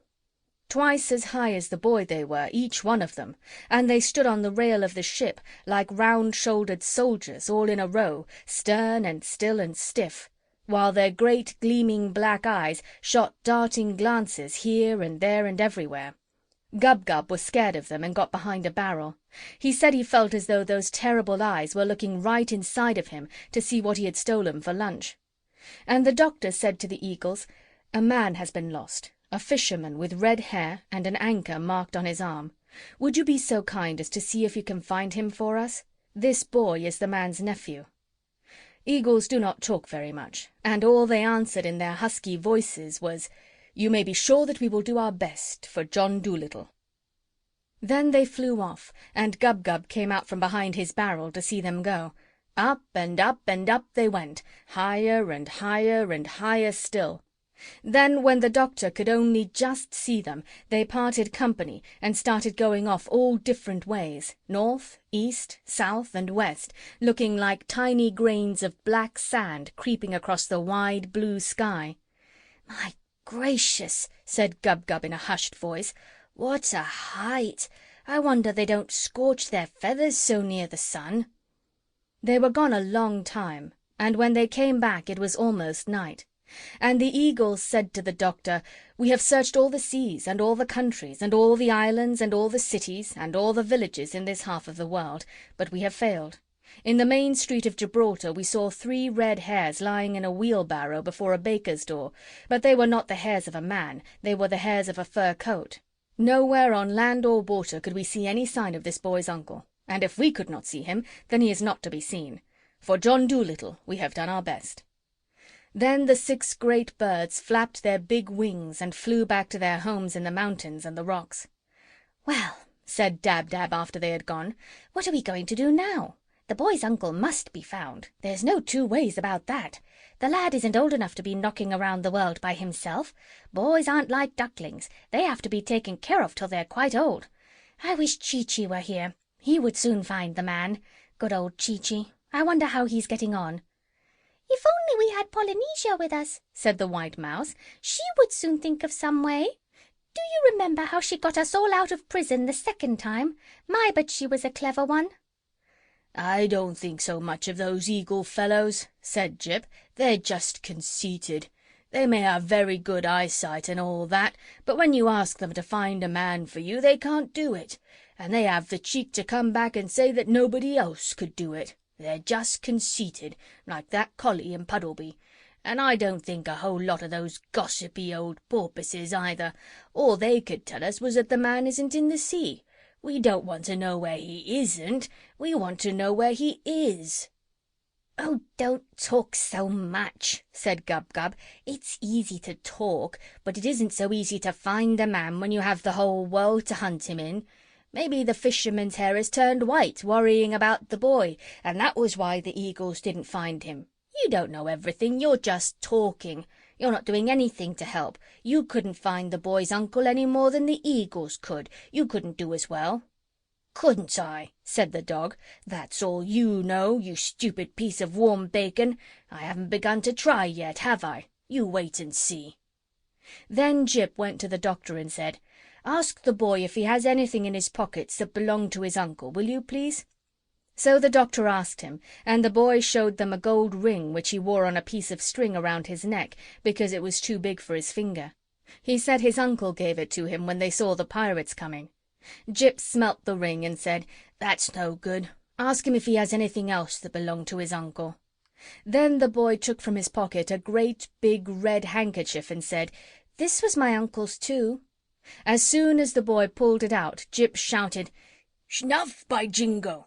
Black rappee snuff! Don't you smell it? His uncle took snuff. Ask him, doctor." The doctor questioned the boy again, and he said, "Yes, my uncle took a lot of snuff." "Fine," said Jip.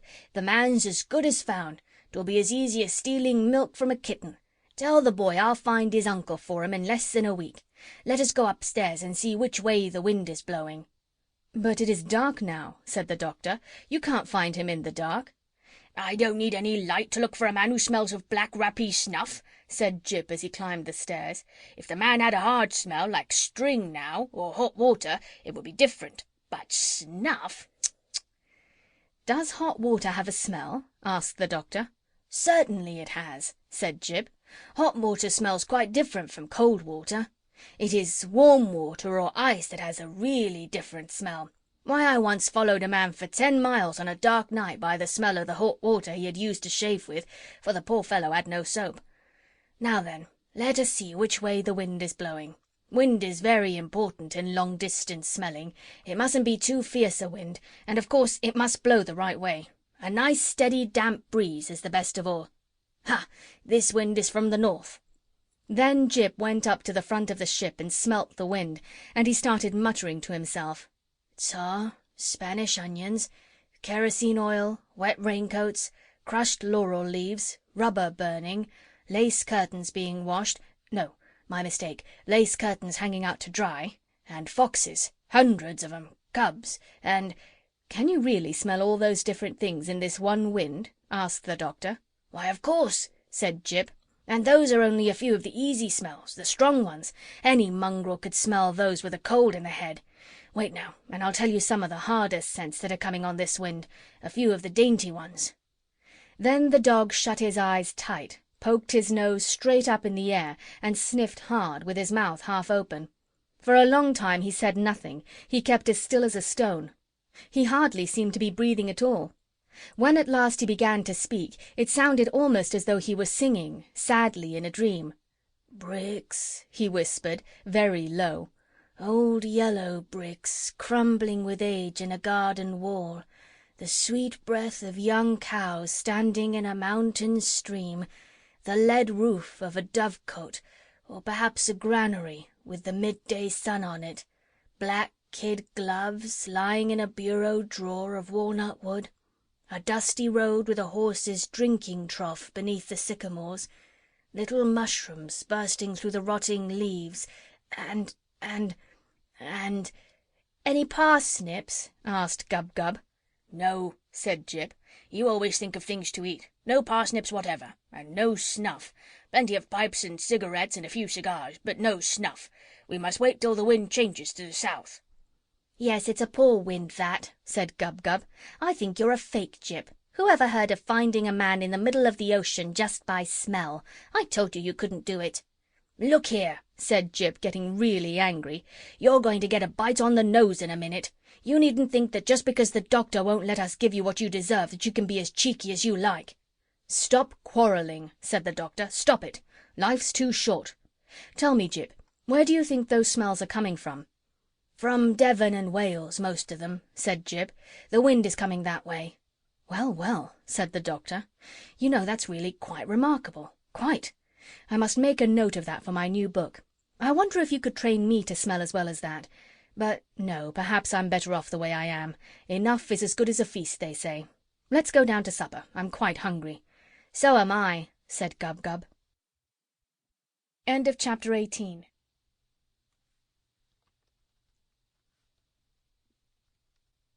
The Rock. Up they got early next morning out of the silken beds, and they saw that the sun was shining brightly and that the wind was blowing from the south. Jip smelt the south wind for half an hour. Then he came to the doctor, shaking his head. I smell no snuff as yet, he said.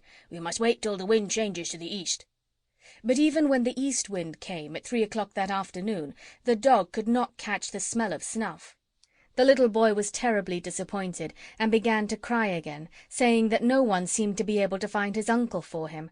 But all Jip said to the doctor was, "Tell him that when the wind changes to the west I'll find his uncle, even though he be in China, so long as you're still taking black rappy snuff." 3 days they had to wait before the west wind came. This was on a Friday morning, early, just as it was getting light.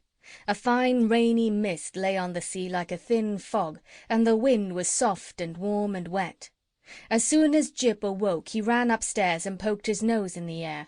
Then he got most frightfully excited and rushed down again to wake the doctor up. "Doctor!" he cried. "I've got it! Doctor, doctor, wake up! Listen, I've got it! The wind's from the west, and it smells of nothing but snuff. Come upstairs and start the ship, quick!" So the doctor tumbled out of bed and went to the rudder to steer the ship. "Now I'll go up to the front," said Jip, "and you watch my nose. Whichever way I point it, you turn the ship the same way. The man cannot be far off, with the smell as strong as this. And the wind's all lovely and wet. Now watch me." So all that morning Jip stood in the front part of the ship, sniffing the wind and pointing the way for the doctor to steer, while all the animals and the little boy stood round with their eyes wide open, watching the dog in wonder. About lunchtime, Jip asked Dab-Dab to tell the doctor that he was getting worried and wanted to speak to him. So Dab-Dab went and fetched the doctor from the other end of the ship, and Jip said to him, "The boy's uncle is starving. We must make the ship go as fast as we can." "How do you know he is starving?" asked the doctor. "Because there is no other smell in the west wind but snuff," said Jip. "If the man were cooking or eating food of any kind, I would be bound to smell it too. But he hasn't even fresh water to drink. All he is taking is snuff, in large pinches. We are getting nearer to him all the time, because the smell grows stronger every minute. But make the ship go as fast as you can, for I am certain that the man is starving." "All right," said the doctor, and he sent Dab-Dab to ask the swallows to pull the ship, the same as they had done when the pirates were chasing them. So the stout little birds came down and once more harnessed themselves to the ship, and now the boat went bounding through the waves at a terrible speed. It went so fast that the fishes in the sea had to jump for their lives to get out of the way and not be run over, and all the animals got tremendously excited, and they gave up looking at Jip and turned to watch the sea in front, to spy out any land or islands where the starving man might be. But hour after hour went by, and still the ship went rushing on over the same flat, flat sea, and no land anywhere came in sight. And now the animals gave up chattering and sat around silent, anxious and miserable. The little boy again grew sad, and on Jip's face there was a worried look. At last, late in the afternoon, just as the sun was going down, the owl Tutu, who was perched on the tip of the mast, suddenly startled them all by crying out at the top of his voice, "Jip! Jip! I see a great, great rock in front of us. Look way out there where the sky and the water meet. See the sun shine on it like gold. Is the smell coming from there?" And Jip called back, "Yes, that's it. That is where the man is. At last, at last."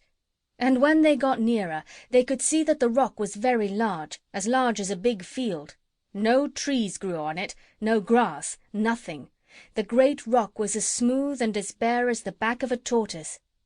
Then the doctor sailed the ship right round the rock, but nowhere on it could a man be seen. All the animals screwed up their eyes and looked as hard as they could, and John Dolittle got a telescope from downstairs.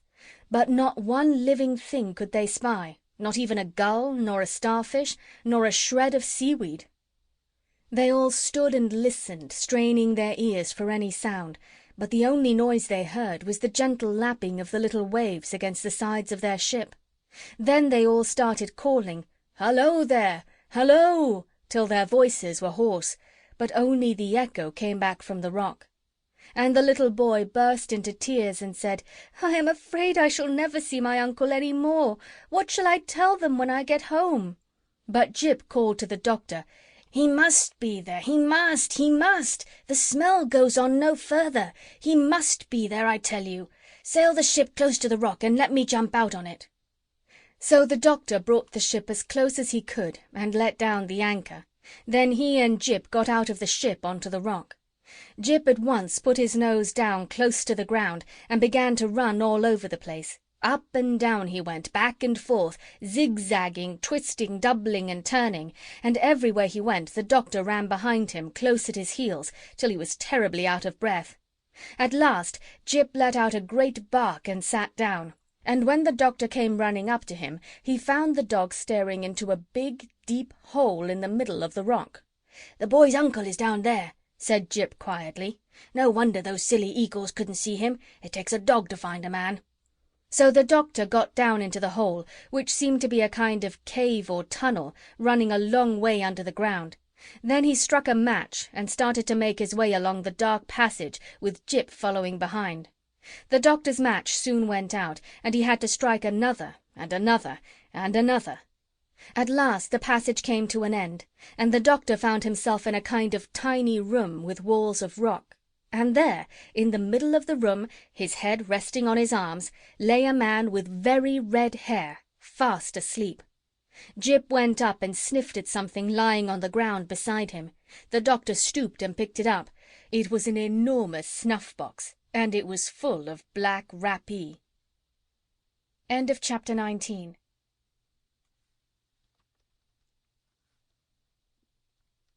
The Fisherman's Town. Gently then, very gently, the doctor woke the man up.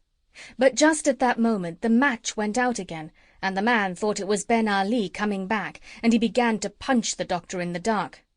But when John Dolittle told him who it was, and that he had his little nephew safe on his ship, the man was tremendously glad, and said he was sorry he had fought with the doctor. He had not hurt him much, though, because it was too dark to punch properly. Then he gave the doctor a pinch of snuff.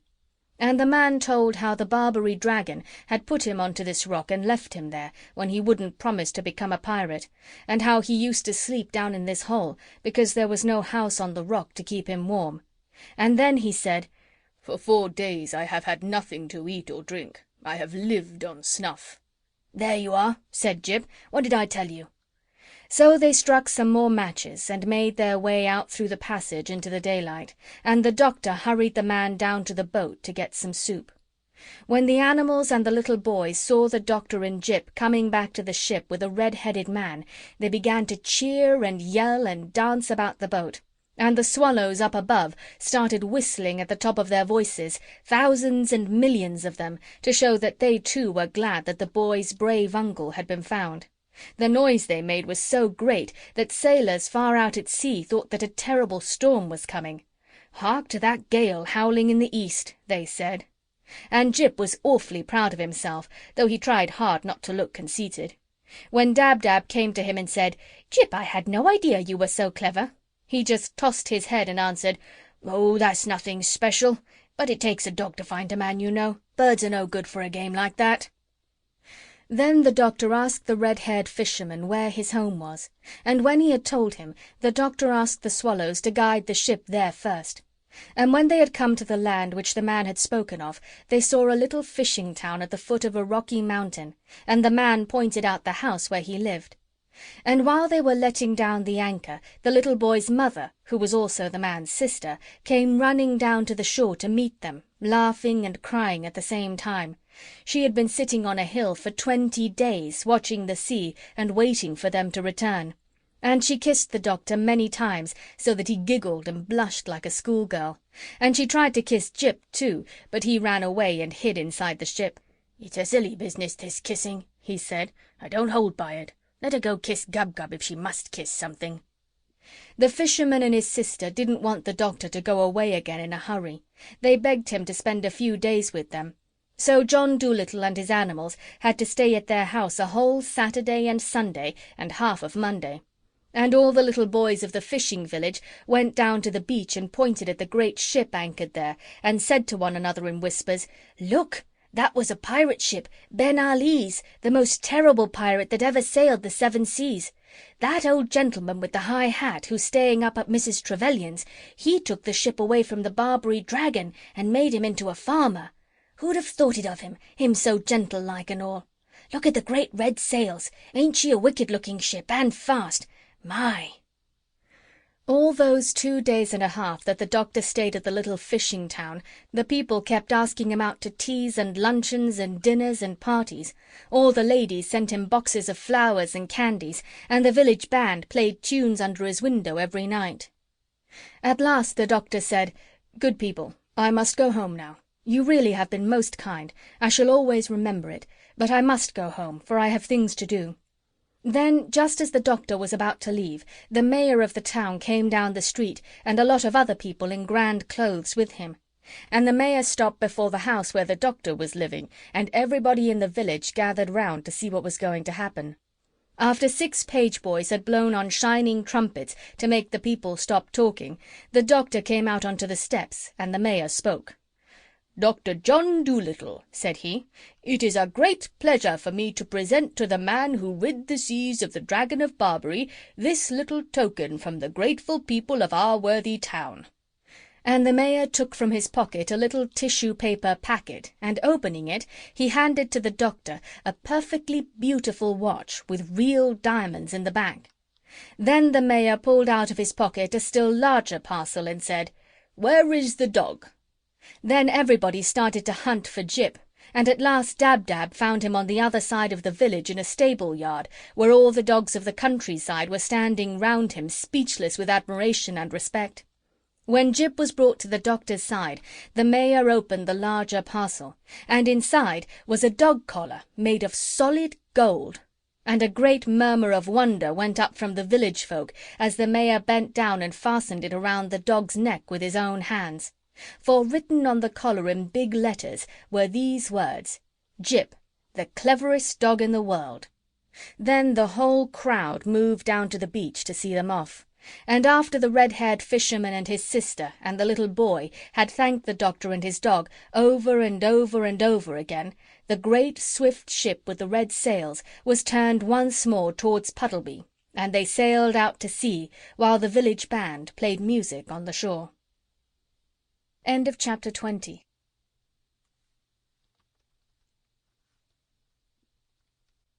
Home again. March winds had come and gone. April's showers were over. May's buds had opened into flower, and the June sun was shining on the pleasant fields when John Dolittle at last got back to his own country. But he did not yet go home to Puddleby. First he went travelling through the land with the push-me-pull-you in a gypsy wagon, stopping at all the country fairs. And there, with the acrobats on one side of them and the Punch and Judy show on the other, they would hang out a big sign which read, "Come and see the marvellous 2-headed animal from the jungles of Africa. Admission 6pence." and the push-me-pull-you would stay inside the wagon, while the other animals would lie about underneath. The doctor sat in a chair in front, taking the sixpences and smiling on the people as they went in. And Dab-Dab was kept busy all the time scolding him because he would let the children in for nothing when she wasn't looking. And menagerie keepers and circus-men came and asked the doctor to sell them the strange creature, saying they would pay a tremendous lot of money for him, but the doctor always shook his head and said, "No, the push-me-pull-you shall never be shut up in a cage. He shall be free always to come and go, like you and me." Many curious sights and happenings they saw in this wandering life, but they all seemed quite ordinary after the great things they had seen and done in foreign lands. It was very interesting at first, being sort of part of a circus, but after a few weeks they all got dreadfully tired of it, and the doctor and all of them were longing to go home. But so many people came flocking to the little wagon and paid the sixpence to go inside and see the push-me-pull-you, that very soon the doctor was able to give up being a showman. And one fine day, when the hollyhocks were in full bloom, he came back to Puddleby a rich man to live in the little house with the big garden. And the old lame horse in the stable was glad to see him, and so were the swallows, who had already built their nests under the eaves of his roof and had young ones. And Dab-Dab was glad too to get back to the house she knew so well, although there was a terrible lot of dusting to be done with cobwebs everywhere. And after Jip had gone and shown his golden collar to the conceited collie next door, he came back and began running round the garden like a crazy thing, looking for the bones he had buried long ago and chasing the rats out of the tool-shed, while Gub-Gub dug up the horseradish which had grown 3 feet high in the corner by the garden wall.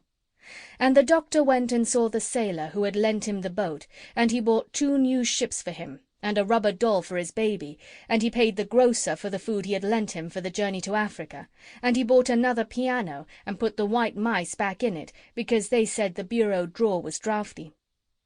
Even when the doctor had filled the old money-box on the dresser shelf, he still had a lot of money left, and he had to get 3 more money-boxes just as big to put the rest in. Money, he said, is a terrible nuisance, but it's nice not to have to worry. "Yes," said Dab-Dab, who was toasting muffins for his tea, "it is indeed." And when the winter came again, and the snow flew against the kitchen window, the doctor and his animals would sit round the big warm fire after supper, and he would read aloud to them out of his books. But far away in Africa, where the monkeys chattered in the palm trees before they went to bed under the big yellow moon, they would say to one another, I wonder what the good man is doing now over there in the land of the white men. Do you think he will ever come back? And Polynesia would squeak out from the vines, "I think he will. I guess he will. I hope he will." And then the crocodile would grunt up at them from the black mud of the river, "I'm sure he will. Go to sleep."